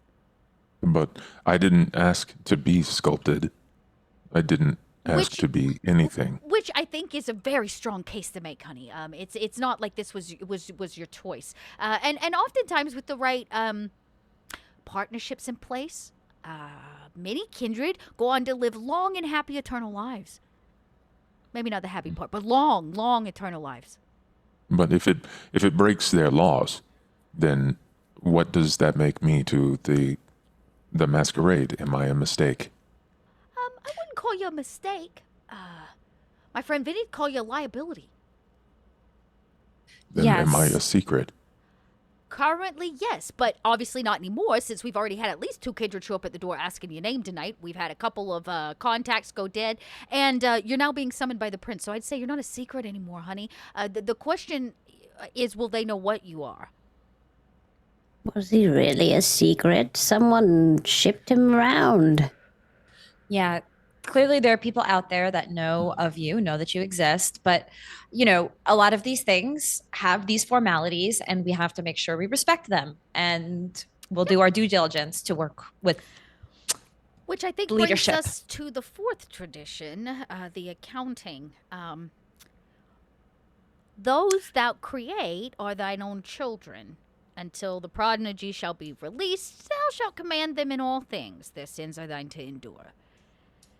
So, This is whoever did why- create you has not taken responsibility for their actions. So And you therefore, would in know, more you trouble all than run the was risk of assuming that responsibility via order. Janet's not going to tell him that. She doesn't. Yeah, know okay, that. She's gotcha. assumed that responsibility. She already knows that's coming. Yeah, it's a possibility. So, am I still theirs? Technically, until we find out who they are and the prince says otherwise. Sometimes the prince can put somebody else in charge of you for a period of time. For example, when I was sired, it is the eventual way that I go under an extensive training under the watchful eye of the ventral and my sire. So I spent 10 years kind of learning the way to do stuff before I got out on my own. That is how the ventral interpret that rule. That I am responsible until they released me. And then when the prince said, okay, let it go, I did. Well, But this is why, when I try to be really good with what Annika tells me, because, she's kind of responsible for me. So if I fuck up, she fucks up. That's correct. but if they made me, then left. If this law is true, then their silence is not freedom. It marks me as a failure, and I would have listened. I would have learned, but no one has claimed me. In the Camarilla, honey, shit flows upwards, not down. So really the truth of the matter is, if for some reason you failed, it's because they failed to train you and teach you correctly. So it's still their fault, not yours. So then if I sin in the eyes of the masquerade and break the laws, who carries that weight? You and them together. Until you're released, of course, and then you're your own responsibility. You face all of your own consequences. Number 5, hospitality. Go ahead. Betty, you want to cover this one? Do you even know this one? I was gonna say, does Betty know the traditions, or she's just kind of skirt by I'll mostly just obey? wrap it all up for you nice and neatly. Lie convincingly, suck politely, don't make new friends without a permit, and never piss anyone off with better fashion or higher blood than you. There. All the rules done. That's actually pretty good, Betty. That's pretty good. Actually, everything she said is Well, correct. now I want to take it back. What does it mean to suck politely? Oh, it can mean anything. Feed. We like to feed politely, cleanly, without being seen, without harming, polite. It's the polite part. You really should be focused on, Murdering not the other sucking. kindred that's maybe the last thing you probably want to get across is murdering other kindred, no matter what your problem with them is against the law. Yeah, and we don't kill each other. We don't do Yes. that. And you especially That would be part of the pissing people off part. Yeah. you especially don't take their essence and drain their blood to the last drop. That's really bad. That's like the cardinal sin. David and David only. Give me a intelligence composure check. Uh-oh. Just tell me what you rolled, because I don't think I'm gonna open it again. Has he There you killed go. somebody before? So yeah, we kind of. Oh my Oh. god! Oh my No, god! you have successes. you don't know if you've done it before, but when they mention that, when Betty mentions that, you have this memory of like, no, that's actually the closest you can to like touching God is imbibing another's essence. Something about it you already know is almost like a drug addiction. It feels good. You know it feels good. You don't know why. You don't have any reason, names, or anything. Only a flash of like, yeah, but no, that shit's amazing. I don't think I'm going to say that. That's fine. No, it totally can keep it in David's head. I'm just letting you know what rushes through David for a moment or two. Yeah, we Okay. would, yeah, and we covered hospitality. You probably hear Janet still just like chattering away, and then and the last one we just covered, no killing. That's it. That's the 6 of them. If you can do Yes. that, you can do anything, David. And you, yes, there won't be an exam.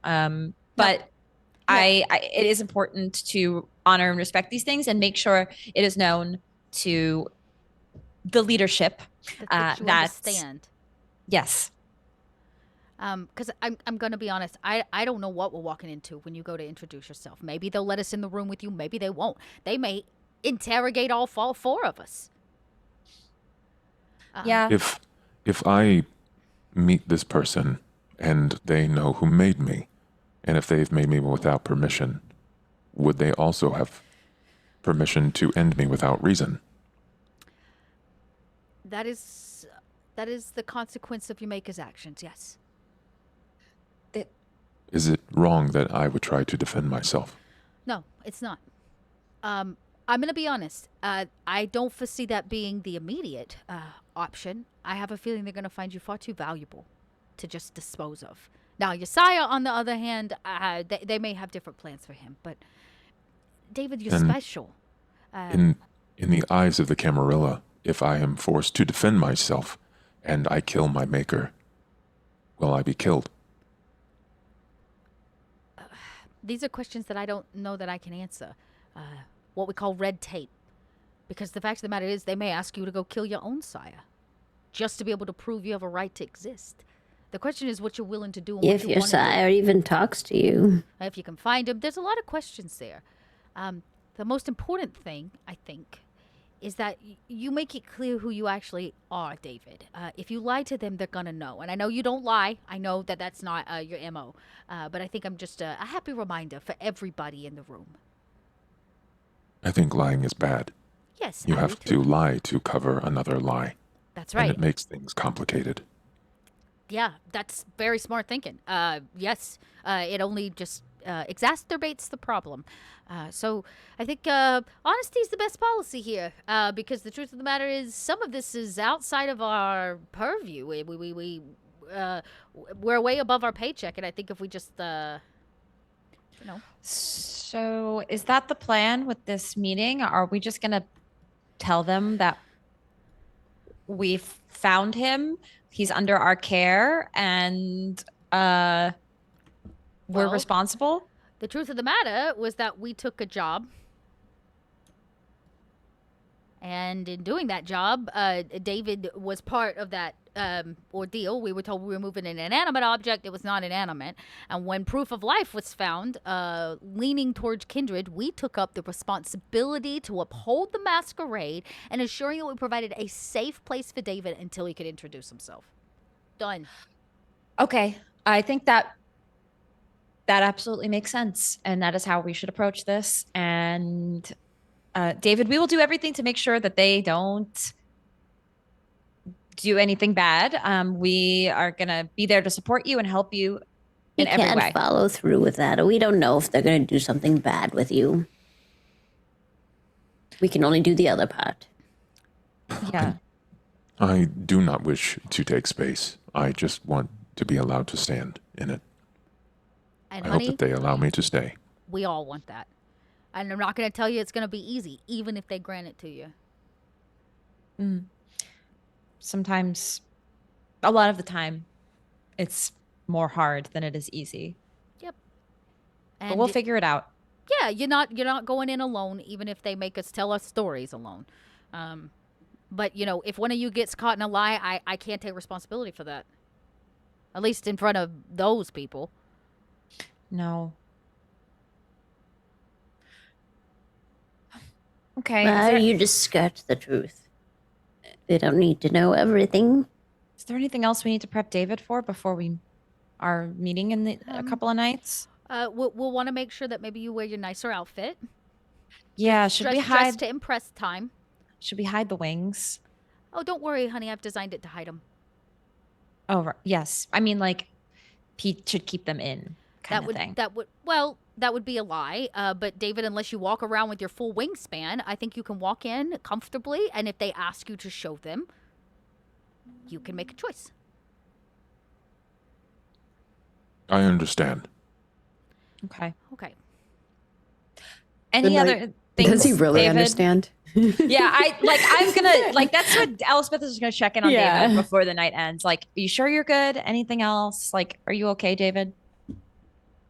I mean, I think David grasped the grander idea of the introduction, and to not make a fool, one, to not make a fool of himself, but to not like speak beyond, not over answer. But he's incapable of lying. He said that multiple times now. So if she asks a question that may implicate everyone, he may turn to each of you, but then speak the truth as to what it is. But will likely try to be the bastion in the storm. He will likely field all of the trouble that's coming. Oh, Betty's with you. Well, the night is late for everybody here. You would all not have much time to be doing much else. Is everybody going to crash at Janet's again? No, I I leave. think there's enough time for you to get back to Salem too before the sun comes up if you wanted to. Because you have the van here. Elspeth. You have your ride. Yeah, you Your can room drive. ride. It's only like Yeah. 45 Ooh. minutes out. It's not like multiple hours. Can you get Betty a ride? Yeah, I'll if we have time, then I will leave Yeah. and I'll take Betty to her spot. Betty just like, before we leave, Betty goes to her cart and she says, Oh, David, I brought you a present. Remember earlier I was trying to give that to you? And then the whole talking to dead people thing happened. What did you bring for me? she rummages in her cart and she pulls out just like a feather. It's just a random feather. Just a little trinket. And she hands it to you. I found think it in a dream. Might be cursed, might be a chicken, who knows? And then she just walks out with the cart. That's what David she's is gonna do. happily confused, as much as Bub is right in this moment. Happily confused. As you're walking away, Thank you, Betty. and is not sure what to do with his new feather. And you head back into the library. Yeah. Was any good? Bye-bye, Elspeth. Are you going too? Yeah. I see everybody Yes. kind of separates and Okay. everybody kind of goes for their Beautiful, night. wonderful. I'm going to bed. Everybody goes to bed, and obviously we'll rouse check for the next, but we can take our quick 5-minute break, and we'll be back for the next like hour that we have here. But I want to refill my coffee. Yep, good call. We'll go do a quick blah, blah, blah. Quick break, Yeah, quick everybody. We'll break. be back.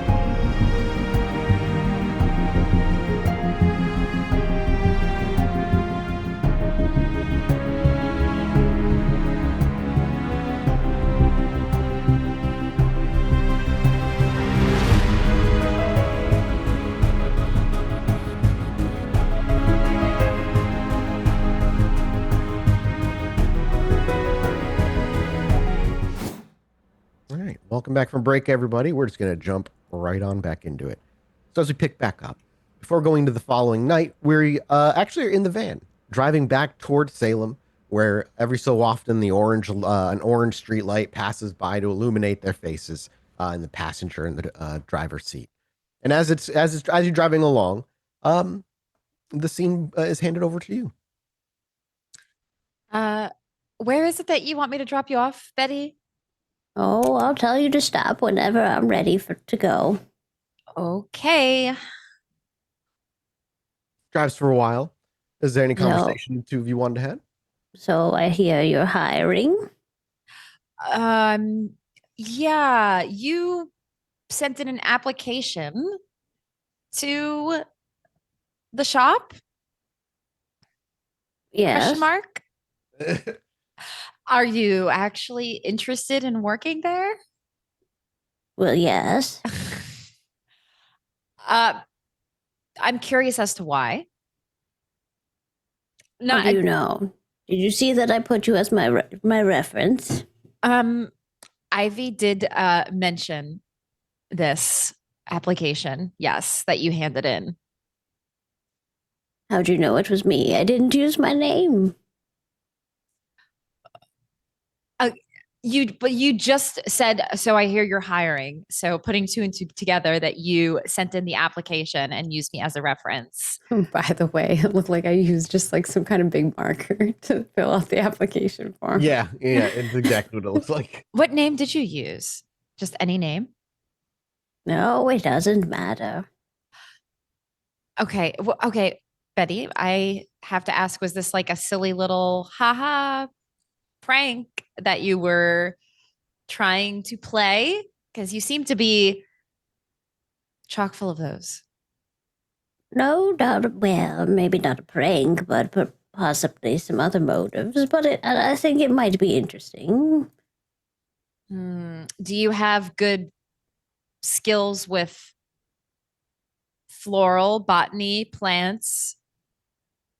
Like arranging? I'm not sure, but I can try it.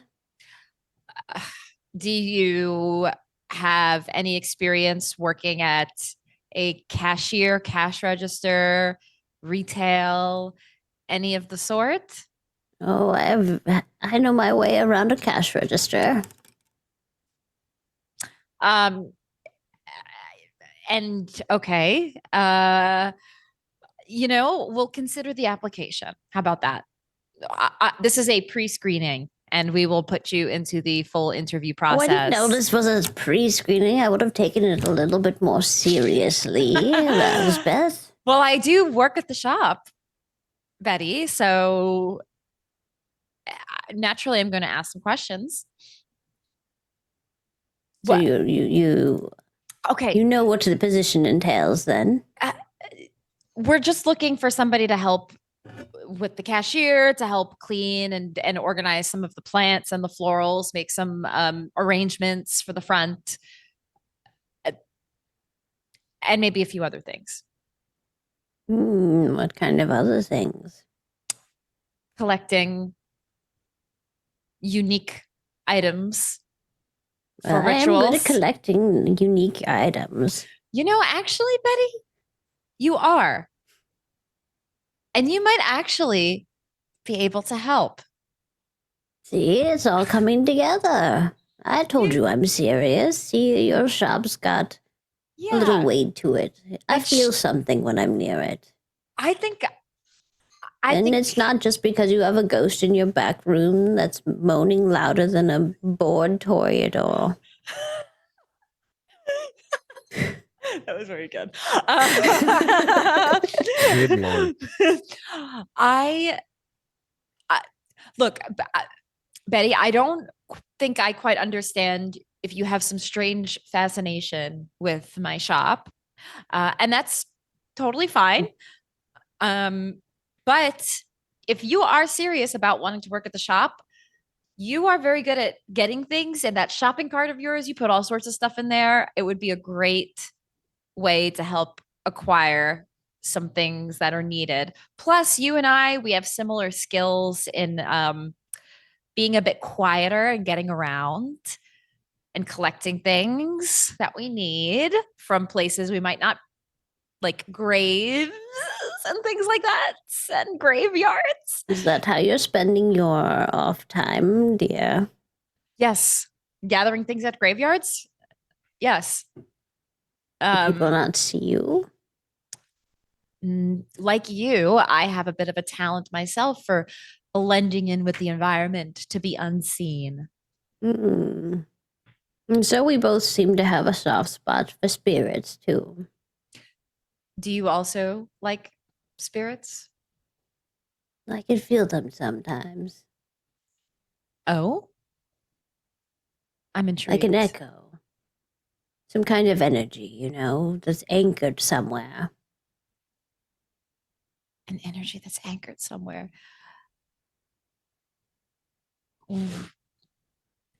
When do you feel this? All the time?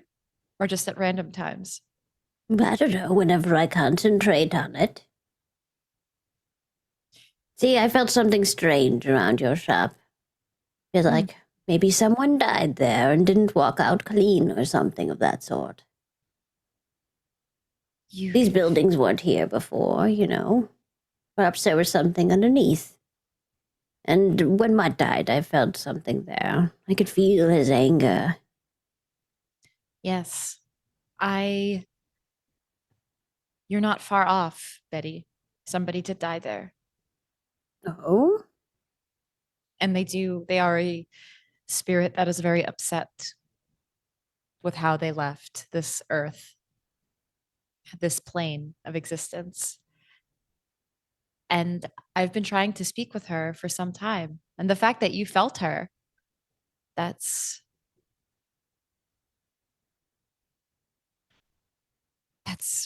very interesting. You think they're waiting for someone to see them or for someone to bleed then? I think they're waiting for someone to release them. Betty lights a cigarette and kind of blows it. Like it gets in your face. I don't think she's like intentionally. It's just kind of like she doesn't have a care. Well, I'm great with ghosts. They'll love me. You'll love me. You'll see. You know what, Betty? We can swap cigarettes and childhood trauma, I'm sure. I think I might bump your application up. I knew you would. Consider yourself on a temporary trial period for working at the shop. Here. Oh. Hit the brakes. Hit the brakes. She just like suddenly like just pulls over. Okay. And she just opens the door, pulls her cart out, and then I think kind of looks back in the door and says, "And I'll work on my flower arrangements. I do love a good jar of herbs." and she shuts the door and starts moving the cart. Elspeth just shakes her head and drives off. She drives off. So the night ends. And we are going to actually, as the second night comes, for the first time, for the past maybe few days, maybe nearly a week, it's actually a night where nothing extremely exciting happens. You may all make me your rouse checks for this evening. I did. I already made my 2. Yep. Okay. Everybody, if everybody made theirs, we're good. You might put some feelers out, curious where the body of Mutt is being held, but that's going to take time to get back Yeah, I to. don't. Again, Janet doesn't work at this. She expects it's going to take a few days. Honestly, if you turned around the next day, she'd be suspicious. Yeah. You almost got the information too fast. The following night is the night you were to meet April Bosley. I imagine you all gather very early in that evening to make sure everybody's dressed to the nines. I mean, I know Betty doesn't. I'm curious how that would go. But I imagine everybody gets it together at Janet's house, and everybody is truly like at least dressed pretty well. What's everybody's hunger at? Out of curiosity, anybody at hunger 4? I'm at 2. Okay, as long as nobody's at 4 or higher, that's all I care. But yeah, we probably didn't have time to feed. I was like, would I have had time to feed? You would have had the previous night, but not tonight so far. Okay. Betty will come in her best gear, but it is probably not very good, and might still be a little smelly. You know what happens. I don't know if Janet reacts to that and makes her change, but that is. I cannot force you to change your clothes, nor would I expect you would. But I can openly and freely say you could have done better. Well, how would you expect me to do better? I don't know. Let's just start with like a stain remover. Would you like? That seems like a lot of work. I have a Tide pin. I'm happy to scrub it for you. It would give me great joy. Right there. Betty will start derobing. Oh, no. You don't have to take it off, honey. It's just a Tide pin. Oh my God, keep your clothes on. I mean, only if you want to, but really, we got places to go. Just give me a second. Oh, I could cover it with a brooch. You want like a pin, something nice, kind of shiny? Oh yeah, I love me a good brooch. Oh, I got a brooch. A brooch I could do, and you hear me like clip, clip, clip, clip, clip back up the Off stairs. she goes. Yeah. Out of curiosity, as you go off, what does Elspeth dress like? Elspeth is wearing a nice dress pants that have like not like a tweed, but like it's got like one of those types of patterns on it, and a button-up shirt with a little vest. It's very like it's feminine though. It's not like it's like like all of the it's a very tight form fitting, and her hair is done back as usual, and she's got some nice dress shoes on as well. And we know what David's wearing. I'm assuming what is nicer of the two outfits, the non-casual one. Yes. Eventually, Jenny, you come clacking back out, and you have a brooch in your hand. Yeah, it's far too shiny, but it does cover the stain. Like the big, whatever mustard, ketchup. I don't know what your condiment of choice is, Betty, but whatever the stain is, coffee, blood. I just got to, I pinned this like really gaudy brooch. It probably is meant to go around like a very fancy, like, scarf, cashmere scarf or something, like on your, that's better. See, just a little bit of pizzazz. I think it's probably like a cigarette burn that's like. Yes, even better. A cigarette burn. She kind of pins the hole, knowing it'll like maybe hold the hole together a little bit. Like, what did you say the brooch was? It's some. I don't know. It's a nice piece of jewelry. Like, this is not cheap. Nothing she owns is cheap, but it's I don't know. It's like a gold brooch, probably round. It has a bunch of jewels and stuff. It's meant to probably pin a scarf around your neck is how she would use it. But she's giving it to you like an old lady brooch. Love it. As everybody's taken care of and finally dressed appropriately, you were not given a location because you were told, or at least probably inferred, that you were going to be picked up. They clearly know where you live, having Ezra run out here to send you the message. And so not too long after, we'll say at around 11 p.m., there is a knock at the front door. Smiles on, everybody. Okay. I open the door. As you open the door, there's a gentleman there that you do not recognize. You immediately see that he's breathing, and he's just dressed in a nice suit with a tinted Winto SUV sitting out running by the street. And he simply says, "Miss Bosley is expecting you." The carpool's here, everybody. Oh, wait, I got something. Betty will go to the cart. And she like has this, it's like something big wrapped in like a blanket. It's not a good blanket either, so. Please tell me that's not the gift. That's not the gift, is it? David, oh, it's the gift. It's the gift. And she hands it to David. Don't give them that. You don't even know what it is. You Did just anybody? You just only see the blanket on the outside. Did anybody say anything to David about the gift? No. No, this is we talked about this No, that stuff. no. off- Well, I talked off it off camera, but like I would Yeah, have yeah, spent yeah. the day yesterday walking you through. I would have told you. You Yeah, needed he a would have gift. gone. That's right. That's right. She And did say Janet would have walked you through it told all. you that I was going to provide you with something, but I don't think we knew Betty was going to come to the table No. first. So who am I? Who am I to judge Betty's gift? Just the wrapping. We could have done better. I would have. If it's a if it's a You da- can like take the blanket off and wrap it in something else. I'm If- just if saying it was that's like what Betty presents. yesterday was like a chill day and a down moment, and if You were if- being just like personally tutored by Janet, I think. yeah, if Janet was doing any kind of tutoring, I mean, what are the odds that I could have made something? David would take an opportunity to make You are something an very artist. That personal. makes He is an sense. artist. Yeah. It does, as long as it's not something like huge, like because you're gonna be spending a lot of time with Janet. But like, what are you thinking? This is something huge that I hand you, though. It's heavy. This, I think it would probably be something, given the nature of this and knowing that it's something that you kind of have to do like last minute, likely a brick from the wall in the library Great. that he would, Yeah. that he would gonna- start shaping. Yeah, you can definitely do that. Go ahead and make me a strength craft check. At least it wasn't my marble countertops, okay? Or no, I would say dexterity craft check. You want Dex craft? Yeah, All right. because you're trying to All be right. more elegant, less than. Okay, I have to know what's Yeah, under yeah. the blanket. While you're rolling for yesterday's art project, I got to know what today's art project is. Janet What's peeks under the blanket. Yo, what is it? It is a bust of the prince. Like a bust, like made of what? Like marble? Yeah, it's heavy. I'm gonna. While that I might don't know not what that it's made well, out of. Something. it's 5, whatever it is you're looking to make, it is an excellently crafted version of that. Ooh. Crit. Ooh. That is I pretty want to sick. willpower it, so we Yeah, got a messy 7. critical. Wow. Yeah. I mean, That's like my I'm third curious what it mess is you're critical. looking to make. And while Well- you think, go ahead. Sorry.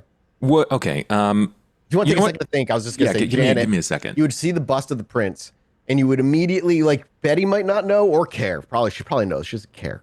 Is like again, you're not supposed to name drop the prince or even mention the prince. Probably bringing a bust of the prince would be seen Is there a very reason poorly. why we're idolizing the prince when one of the principles of the masquerade is not to be seen? So why have we carved his face in marble for eternity? Her face. Her face for eternity.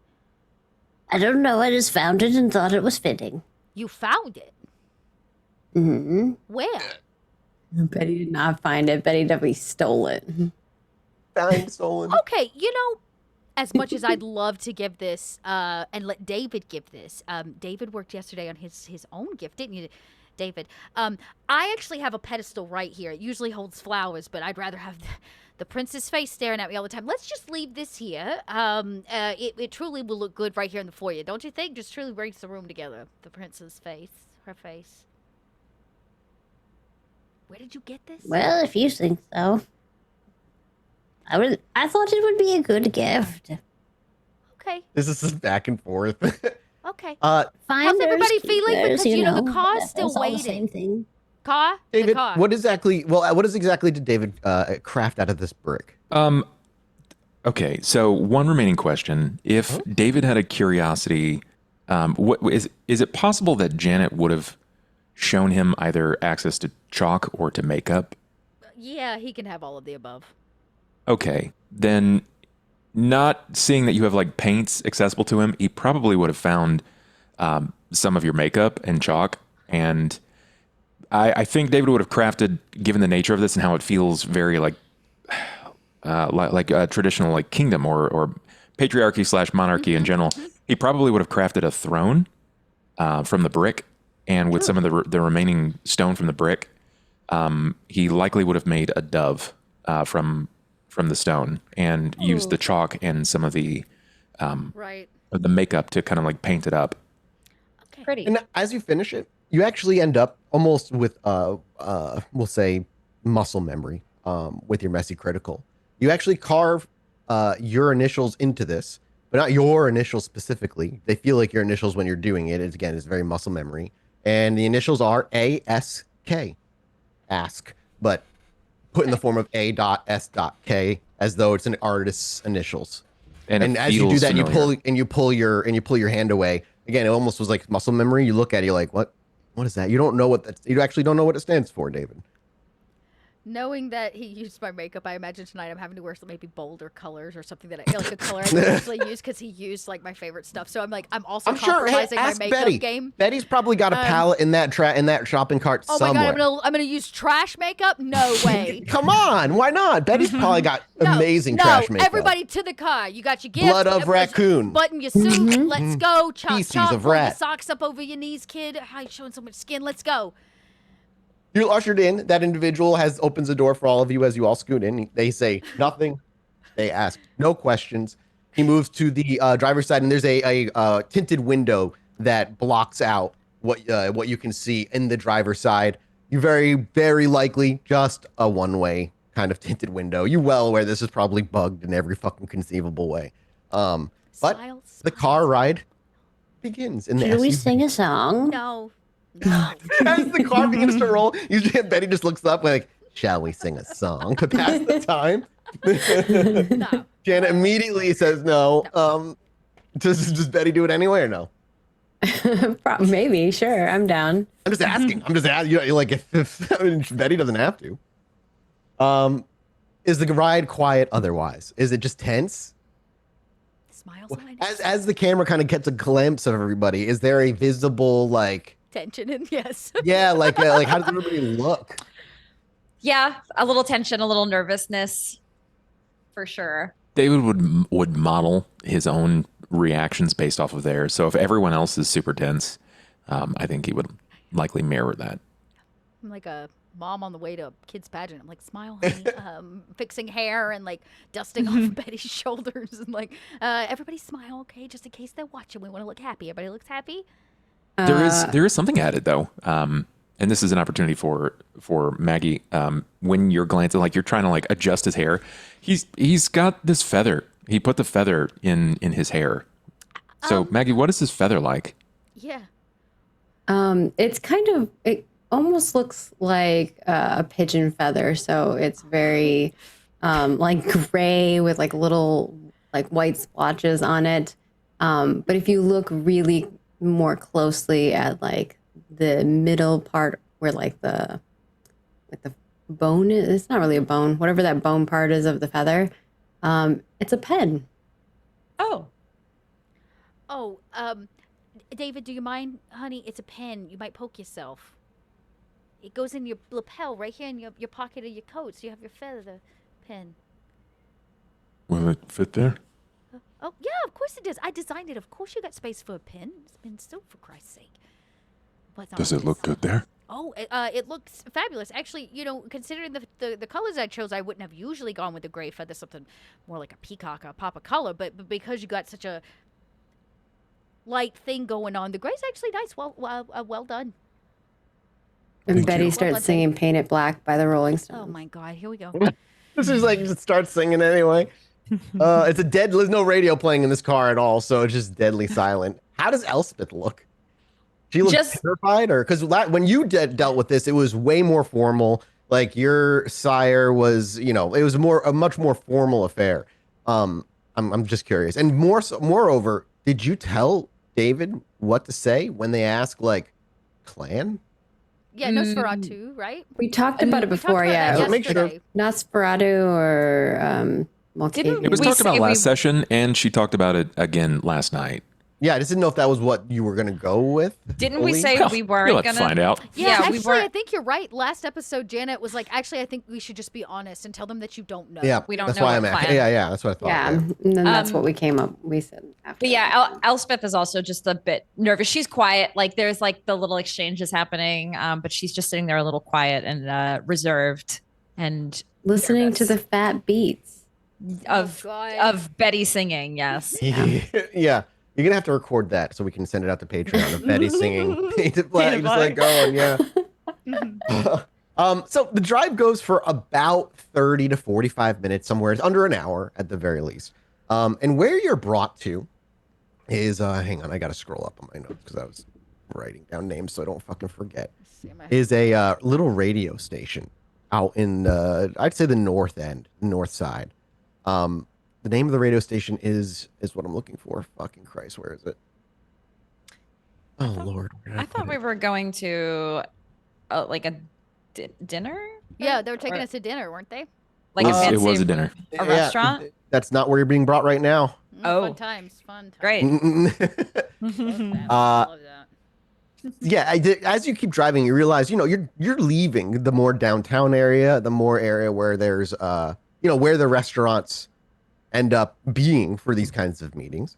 And I'm curious, is there any conversation that happens when you realize this? Or are you just I'll tap silently on like tense? whatever the window is between us and the driver, and I go, just for the sake of all of our ears and not having to hear that song on repeat a second time, how much farther are we?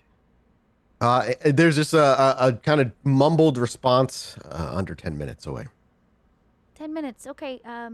Anything we can expect from the menu? I kind of joke trying to see if they give into the restaurant because we were told dinner. It may be that he doesn't know. It may be that he's told not to speak, but he does not respond to the question. Thank you so much. You're so kind. You're so sweet. Oh, that Yeah. means I can get through 2 more rounds of this. Oh, God. So, yeah, just fucking Betty not caring at all. I mean, other than asking, do you just sit? I'm assuming you just sit tightly. I don't know if you guys wanted to talk. I don't want to let anybody know I'm nervous. Yeah. Now. After a few more minutes, the car does eventually slow down. It pulls over, and you are brought to what is called the frequency room. This is a converted radio station in what was an abandoned building that April uses from time to time. You don't know. It's not like her office or her main area, but she does do meetings here. And as you would know, Janet, I think more than anybody else here, though Betty would be maybe the only one that really knows. The reason she often uses this place is because it's basically got built-in security with soundproof walls already there. Yeah. Like all the equipment for radio interference and stuff. This is just a very good place to conduct in-person conversations with minimal risk needed. The place itself has been kept up. And as you arrive and pull over, the driver would step out of the car, the leaving the vehicle running, and open the doors for everybody to step out. I will be brave and pretend like nothing's wrong. Yeah. Because Janet knows when you go to a soundproof place, it also means somebody can hear you die. Also true. As the mob, all the worst things begin running through my head, but I smile, everybody. As I remind them as they get out of the car and we walk into this radio station. As you walk in through the front door, there's nobody actually at the front door itself. But as you would walk in, over near what would be like the conference room where there's like that long like table that people would have their microphones and stuff, you actually see sitting in front of that door is Ezra, the bike messenger that brought you the message last episode. As he sees you, he would just kind of gesture for you, and he would open the door and gesture for you to head in. And as you go in, you would see standing there April Bosley, along with another individual who you would not recognize, that she is seemingly like assisting April. As you walk in, she smiles and gestures for you all to either take a seat or to stand. It's truly up to you. Around the table, it's mismatched chairs that don't fully go with the table itself. And the cork board behind her is mostly empty, but have seen heavy uses. You can see pieces of the cork that have crumbled away over time. However, you do see the soundproofing in here. The windows themselves have been completely sealed, not like haphazardly with like wood and nails or whatever, but like properly like tinted to be sunproof entirely. And in here, if anybody did have a phone, they would not work in here. They would be, and if there's any technology that relies on cellular service, that shit is completely cut out when you step into here.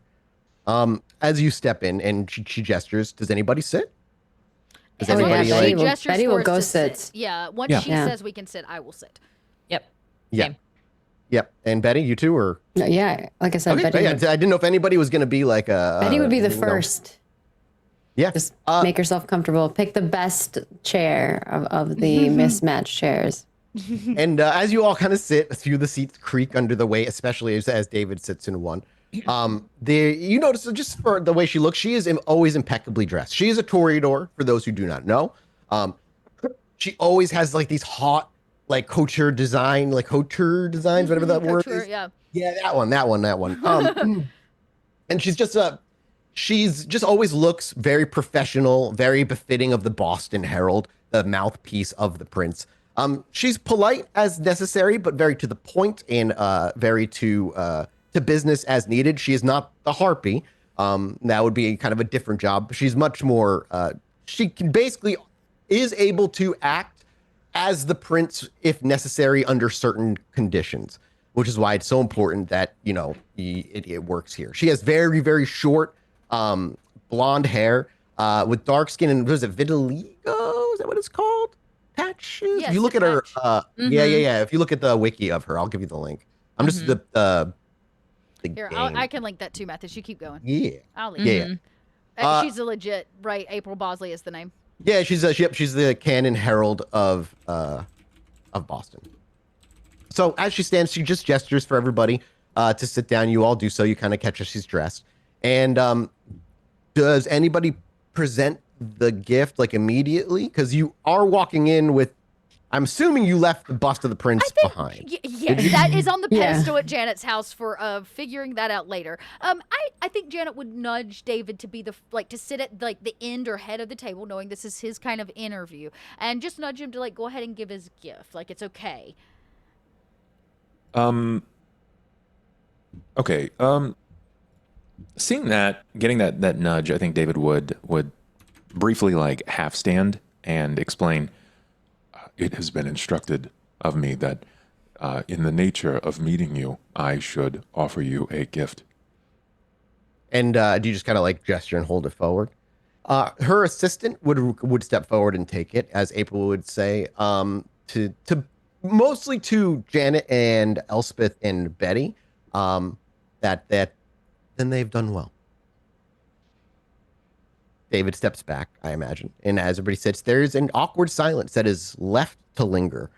Whether anybody feels it or not, it's up to you, but it will linger for a good 30 or so seconds while she just watches and sees how anybody may or may not act. Is she Before- watching us? Oh, yeah. Or- No, she's like eyes on all of you, and she's just kind of watching. After about 30 or so seconds, she would open conversation. This shouldn't take too much of our time. A few simple questions for you. And she gestures to you, David, and says, beginning with the most simple. Who are you?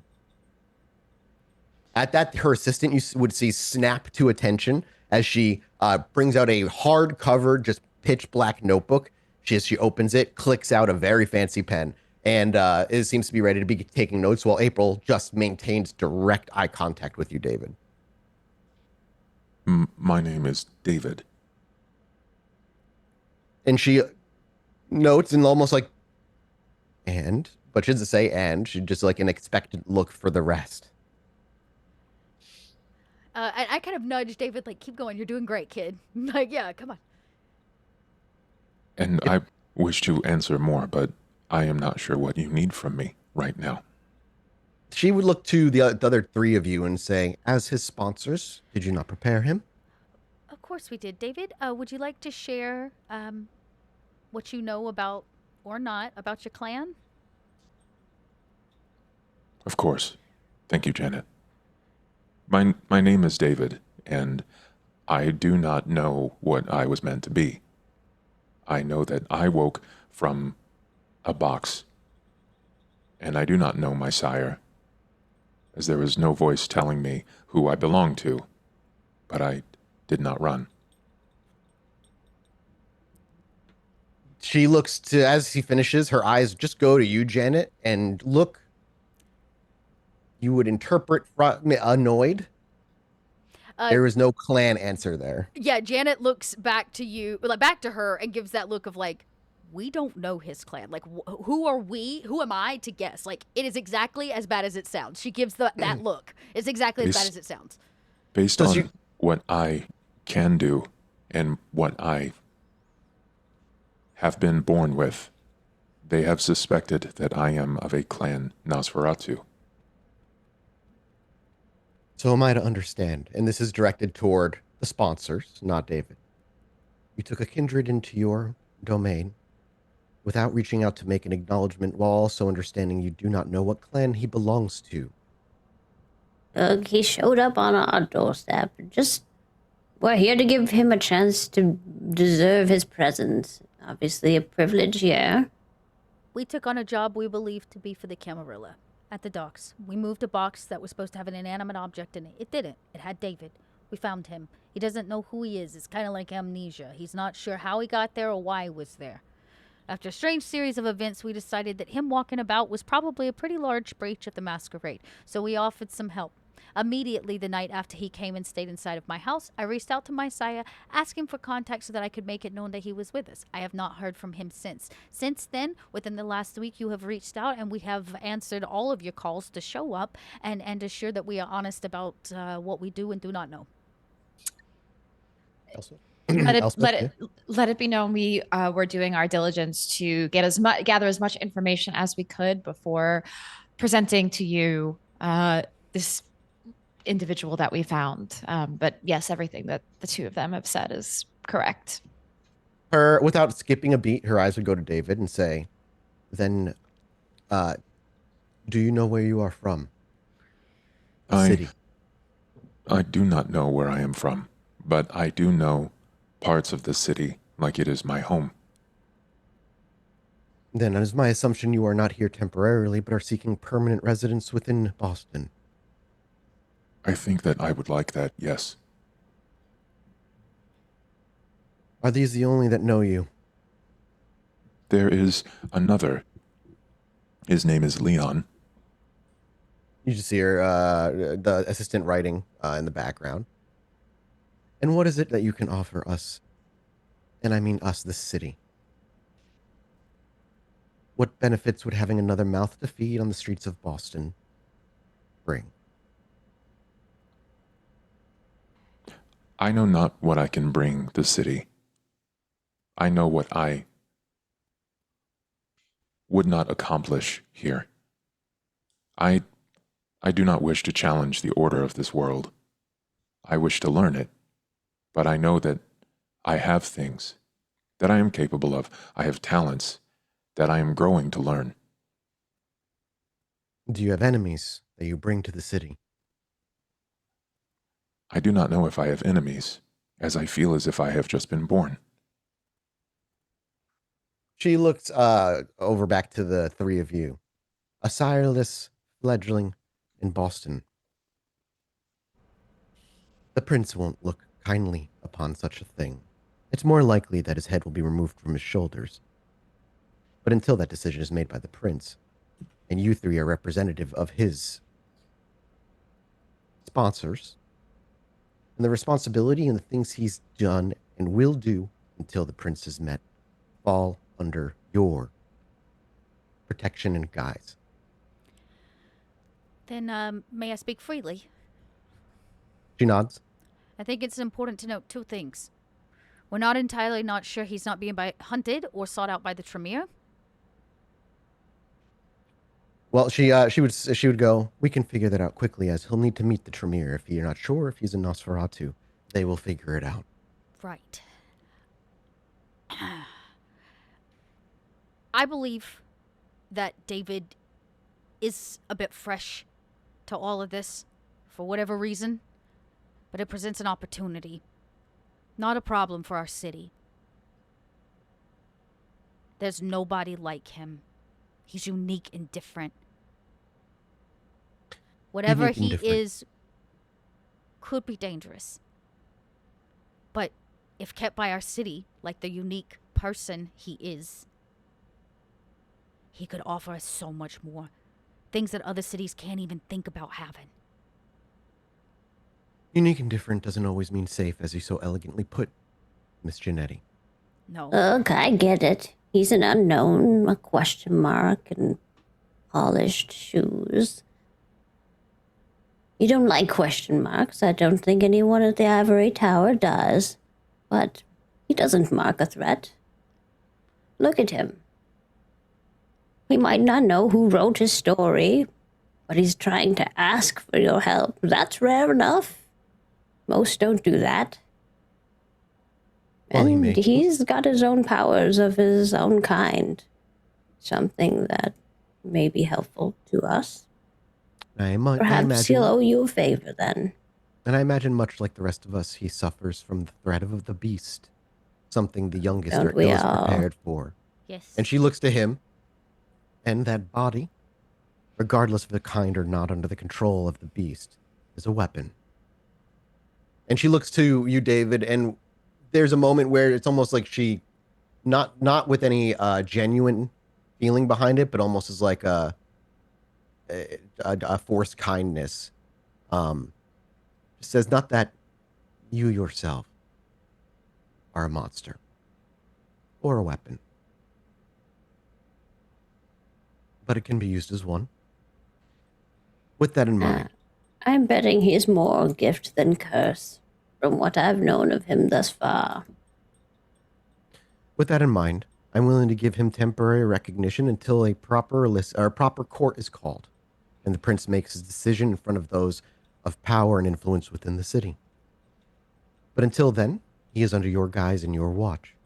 Any crime committed, line crossed, ill taken against the city falls on your shoulders, all three of yours, as equally as it would fall on his. What would bring him death will bring the three of you death. Am I clear? Crystal. Understood. Miss Is there anything else Bosley, can I meet the prince soon? you'll meet the prince when it's time. Beyond that, is there anything else you think I should know and pass along to the princess herself? No, maybe just something for you, though. As a Toreador, I expect that you would know a masterpiece when you see one. And you know you can't pass up the opportunity to have it. As a Toreador, I'm well versed in the tales, or should I say the tale of Narcissus. Beauty is a trap, a weapon. It's I more. didn't say it was beautiful, even though he is. I said he was a masterpiece. You know that some of the That- best art is not always pretty. She looks to him. What I see before me is a potential weapon. Until officially understood what he is, which will take that doing of the which will take the doing of the Tremere should the prince allow it. Then we'll understand more of how safe he is. Miss Until then- Bosley, if the Tremere are after me, if they seek me the way that they believe, then will they not use me as a weapon? If you belong to the Tremere, I highly doubt they'll be using you as a weapon specifically. But if Why? I am unique in the way that people have said that I am, would that not be a challenge to not only authority, but the opposition of the Tremere? In the hands of the Tremere, it might be quite the boon for the Camarilla itself. Maybe you'd be more valuable in their hands than walking the streets alone.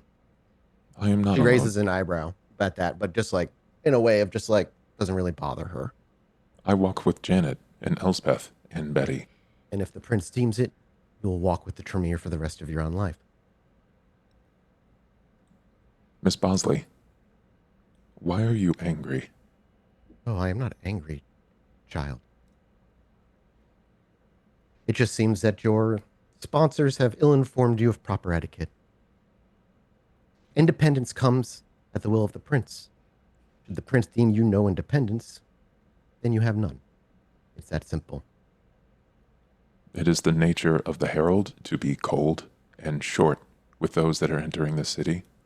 It is the nature of the herald to be the mouthpiece of the prince, and I dare say you are pushing lines.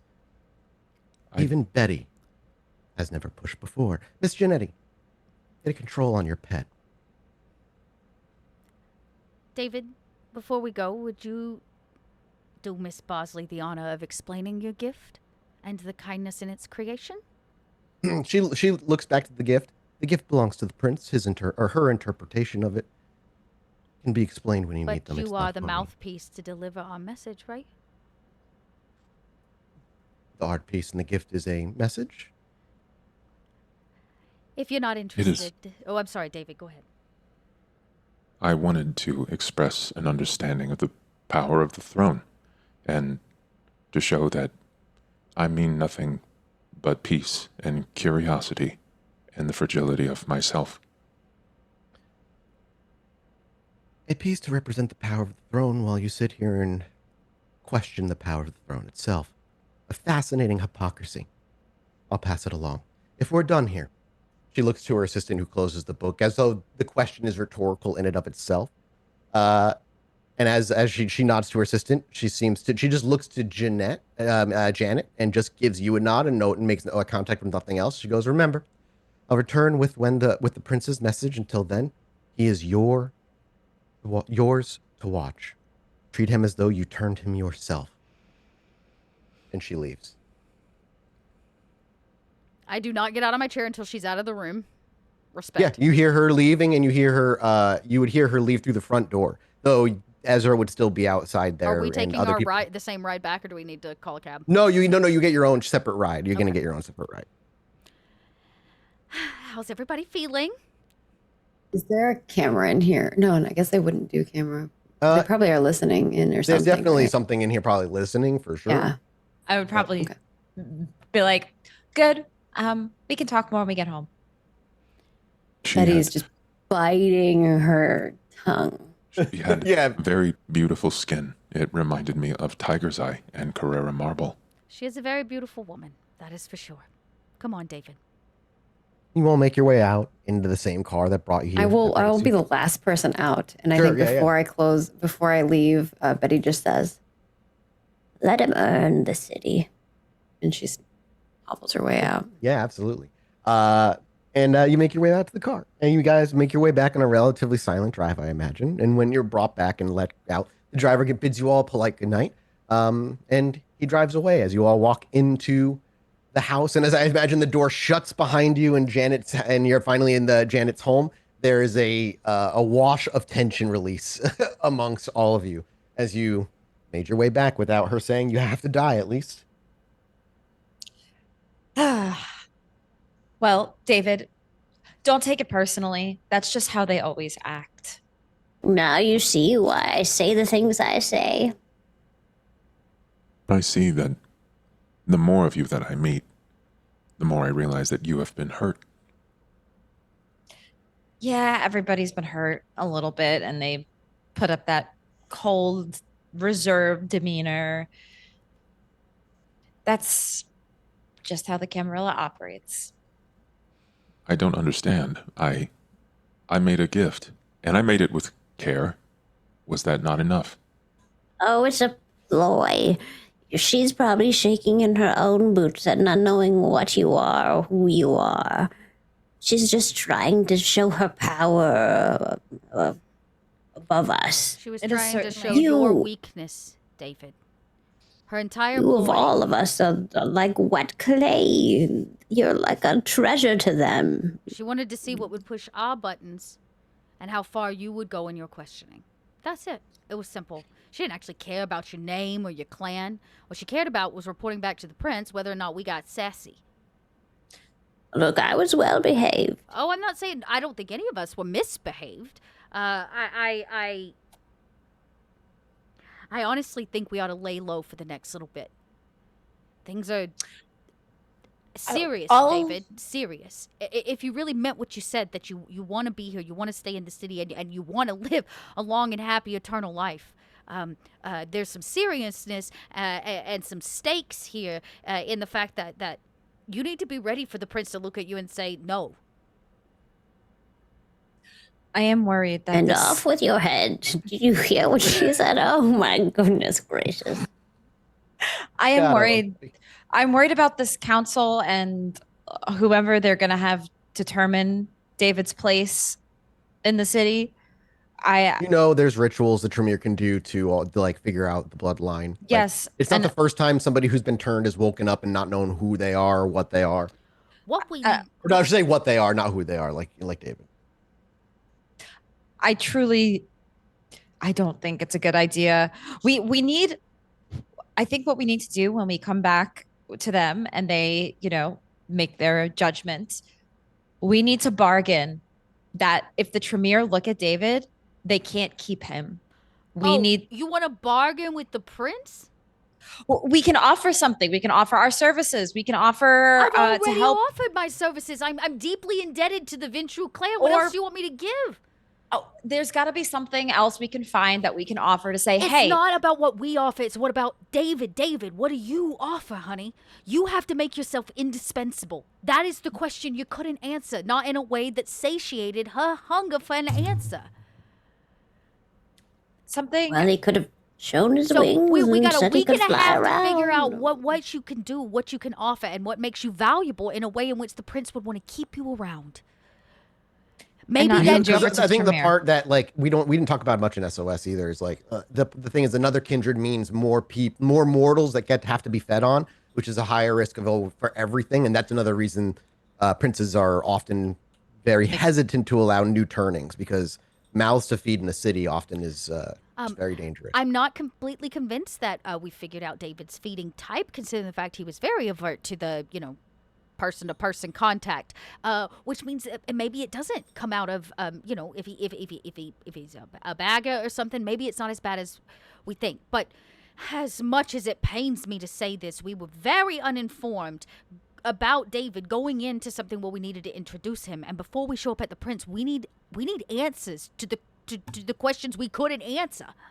Before he shows up, we need to spend the next week figuring out David. Well, the one person I thought would be able to help us is no longer here anyway. I still I got could try to feelers find out. him. And how There- dare she say we didn't reach out? I reached out.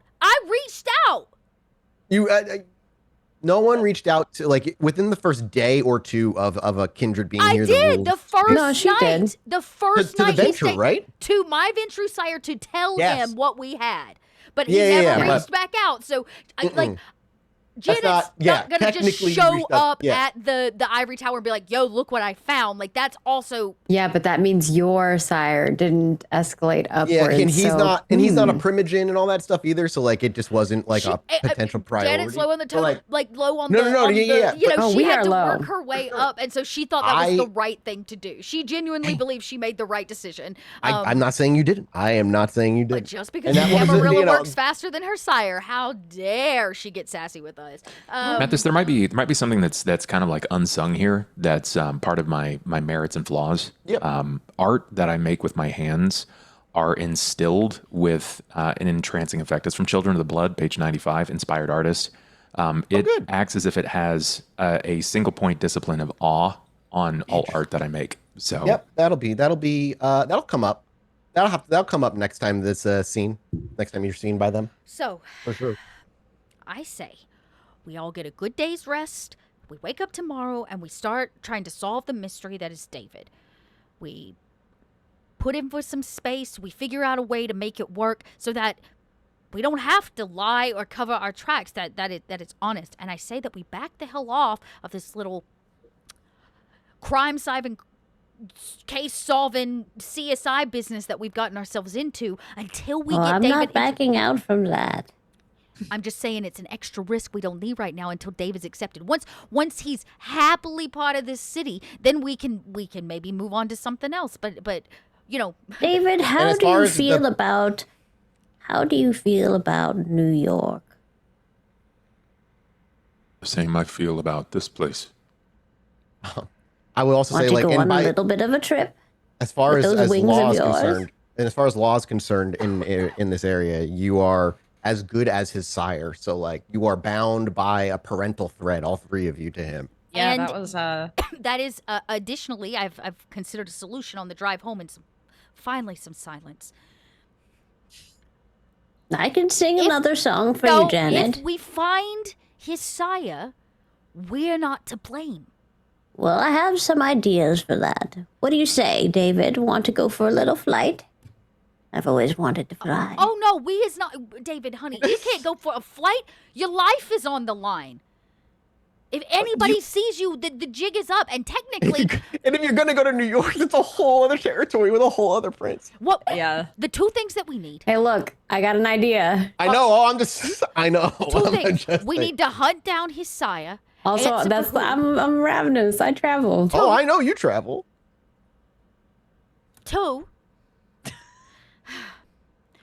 we need to lay low. We need to not cause a scene, not get in a ruckus, not draw any attention. I mean, we haven't. What if we stay above the clouds and lay high? I mean, we weren't. I don't think any of us were planning to do anything drastic in the next coming weeks. The one drastic measure we might want to take is maybe sussing out a rogue Tremere. Somebody not attached to a chantry that would do the same stuff if we can find one. I guess I'll have to pay him. I like that, and I think. No, actually, I don't know any. We don't Tremere. necessarily. I was about to say we're gonna need to fix. When Betty, you got contacts, we could reach out to Leon. Everybody should suss it out and see if we can find ourselves a rogue Tremere, somebody that might work off the grid, run the same test, and we can get the answers before we have to hand David over for them to get them for us. What if we go? Well, there's that whole thing with like the Hartford and the Salem Tremere that don't really like each other, and I think the Salem ones ended up losing that battle. So maybe we go to the salty ones. Kindred died from that. Yeah, we go to the ones who like aren't on the Camarilla good graces, that are a bit more salty. Yeah, and but we get you're talking their about a help. lot of people, and they're still part of their own chantry organization. I'm talking about a rogue agent, somebody that doesn't work for the agency anymore. You know? What would come to mind, I think, for who would know the most about David? You could find Magpie. That's what I'm saying. So I think Betty interrupts and goes, You just stumbled over my proposal just because I want to go flying. So yes, there's a little bit of it in for me, but also I think in the end we get what we need too. Look, I know kind of where Magpie went, and I think David and I could go on a little trip. It's a long trip. It's a long trip, but I've been to New Magpie? York before. Technically, he's not. We supposed can to. Where you lay where low are you once we going? get Where are there. you going? To find Magpie. So what? You just gonna sit out and use radar to find him? How are you? Where is he? No. Just how you would find anybody else, Janet. You have your people, your contacts. I have mine, and we have our own little language. So you only need to fly because you want to, not because you need to. Exactly. Okay. Well, it's faster, I'm assuming. It is. If we can figure out where Magpie is, I got Unless a big Elspeth old, wants to take I a got little a road big trip. old lump sum of money. I'm happy to pay the little pipsqueak to tell us the truth and give us more information before we have I to don't hand know if David over money to is what he Tremere. wants. Oh, I'd trust rather me. just shake it out of him or scare All it he out of talked him. about was how much money he was going to get from this crazy guy he was in contact with, like us, remember? He talked a lot about Okay, money. fair. Maybe money is a thing. Well, you know him better than we do, David. What would motivate him? Little fear or money? You know the Or man was both. very much after money last time you were talking to him. He said that I was a payday. All right, well, we'll go the money route then. Okay, I'm going to pull out of my safe Only like, if you give it to me in a little purse. a purse. Yes, I want a bag. Okay, fine. I got a last season Versace. As you kind of like start spreading out and whatnot, And maybe I'll you come pull to the cash, realization. like what little cash I have in a safe, which is probably like a resource or two of a regular monthly dot or however they frequent. Like I pull some serious cash, like stacks, for Yeah. you to take with you. And while Janet's doing that, I bet you it wouldn't surprise me if it would come to mind as you're just kind of going over everything. You realize by law, technically by law, you're all tied by a common purpose, making you technically a coterie. Oh, I'm not. Janet's not ready to talk about that. What I'm she just saying, does- Janet probably would be the one to think about it. Honestly, would be no, the first she's one just to trying kind to of come to squish her that. head. That's for private time. Yep. It's So- like when we get back. Yeah. So So you bring cash. Everybody's prepping for this trip Here's to what's gonna have fly out happen. New York. to assure that things look normal, I'm gonna stay here. I'm gonna do the day to day. I'm gonna run some cash. I'll do some mobster stuff. It'll be normal. We have to assure that they think David is in this house that whole time, that he doesn't leave. So you're in his exit to go fly to find Magpie needs to be incognito, under the radar, totally on the DL. Betty looks at David. You think we can do that, David? I think that I struggle to hide. So there's your answer, Janet. Well, then if he can't do it incognito, then he can't leave. They're watching us. What do we not understand about that? Am I supposed to stay inside the entire time? We're supposed to lay low, No. honey. We can go for some occasional walks in the evening and stuff. Stay in and- Boston. And obviously you need to feed, and we're going to figure that piece out. We are. Well, we are. how about this? Elspeth, you give us a ride to the end, and we'll fly the rest of the way. You still haven't answered where you're going. I told you already. To find Magpie. And where's Magpie? Located physically? In Name New of a city? York. You're going from here to New York. So not Yes. only is he traveling, he's leaving the city in which he's currently under investigation for? to That's the another city with a perfect whole place for different him to Camarilla be, setup? To Janet. another He- city inside of he a different Camarilla He territory. can't mess up anything here, and won't be here to make any mess. Mathis, And by the time it comes back here, he'll already be part of something bigger, and we'll be fine, and we'll have all our answers. I while they're got it. arguing, can I like just gingerly pull Elspeth to the side to ask, Would it be a problem if I saw Miss Bosley again? I don't think that's the best idea. Why? Because I do not think that she was mad at me. What do you think she was mad at? I think she was mad at everyone else, and she was using me as a point to express her anger. I think she was mad at the situation, and yes, mostly directed at us. You're right. I don't think that if I met with her, I would cause any more harm, but she might see more how I would be useful to the city. I think you're right, but I'm still under what Janet is more leaning toward, where we need to find more of your talents and skills and present all of them at once. I think Elspeth would also know it is getting a hold of her, unless she wants to talk to you, is also fucking nigh on impossible. Took us forever to get a meeting with Yeah. her this time. Yep. There is also a whole process. You have to like make an appointment, and sometimes that can take weeks. So it may be difficult to meet with her again, but we know we have a scheduled time with her, or at least with No, this she'll be council. back.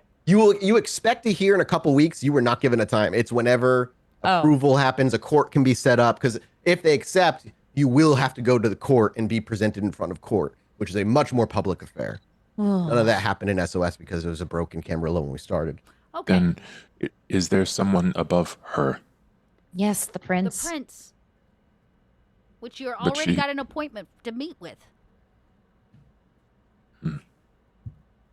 That being said, Is it apparent that David is just struggling with the concept of this like weird medieval hierarchy? yeah, I don't think he understands it. I think he would be like, well, Yeah. there's the herald has to have a boss, and the boss has to have a boss, but like, where does the sheriff have a boss? Justicars, Like, the magistrate. like there's he doesn't understand that, so he's trying to understand. Yeah. He wants to find someone that's gonna give him 5 minutes as opposed to like poke their finger into his chest.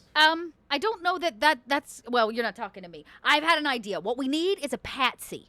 Something for them, the Camarilla, to take their anger and aggression out on for the situation that is not us, because really it's nobody's fault in this room. And we've already identified that person, Magpie. So the three of yous are going to take the van to New York.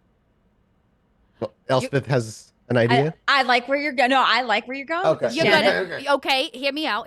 You're gonna go pick up our dear Magpie, and you're gonna bring him back here. I like this. That Because was I like already this. my Inside plan. The city of Boston, we can do whatever we like. Plus, we can kind of skip the part where he was in New York at all, as long as none of you's a seen, and simply say we picked him up on the south side, which is in fact not a lie. I Is like that this. not a breach of the masquerade?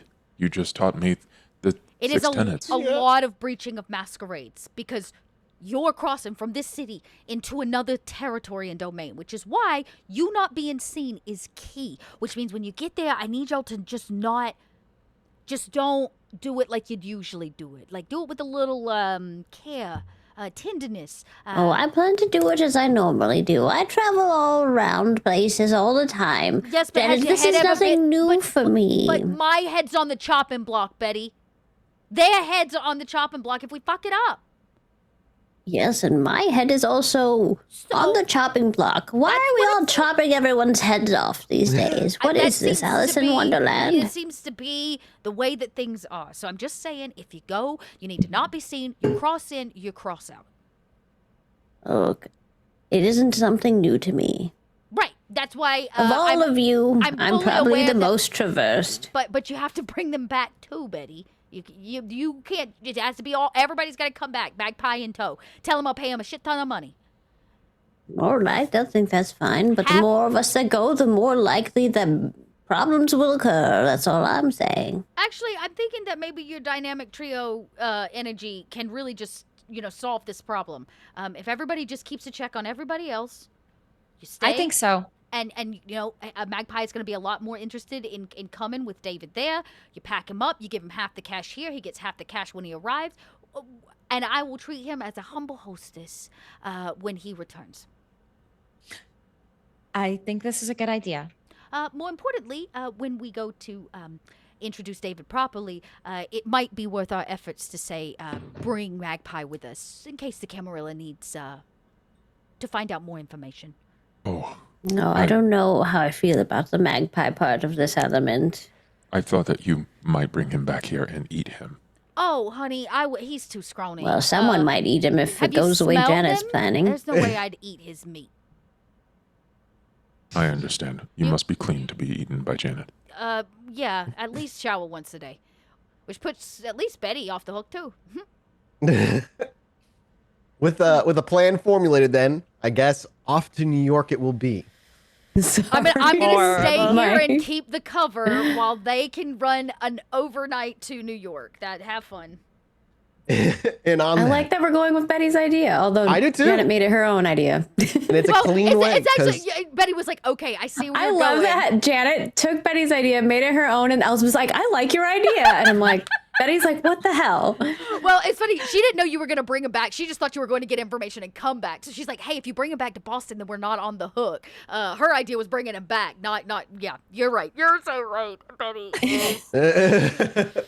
Don't fuck it up in New York next week, y'all, please. And then that's where the camera kind of fades. And next week, we're off to New York. Road 'cause, trip. Dot won't be here next week, everybody. So it'll be this crew right here as we head off to find Magpie wherever he may be. Oh my gosh, I'm kind of pretty excited. I'd for this actually next love one. this kidnapping Same. magpie plan. Good luck. Yeah, I like it it's too. pretty fun. I All don't right. know how Betty feels about taking Magpie to. We're paying him to join you in your trip back. So that part Betty's fine with. I don't think she's fine with taking him to the prince, and I think that she will not be down with that. We'll take a diplomatic vote when you return. Yeah. Yeah. Him in tow. But that's where we'll fade out. We'll be back next week, everybody. Thank you guys so much for hanging out with us. We appreciate you. We love you. And we'll see you next time. Bye. Bye, guys.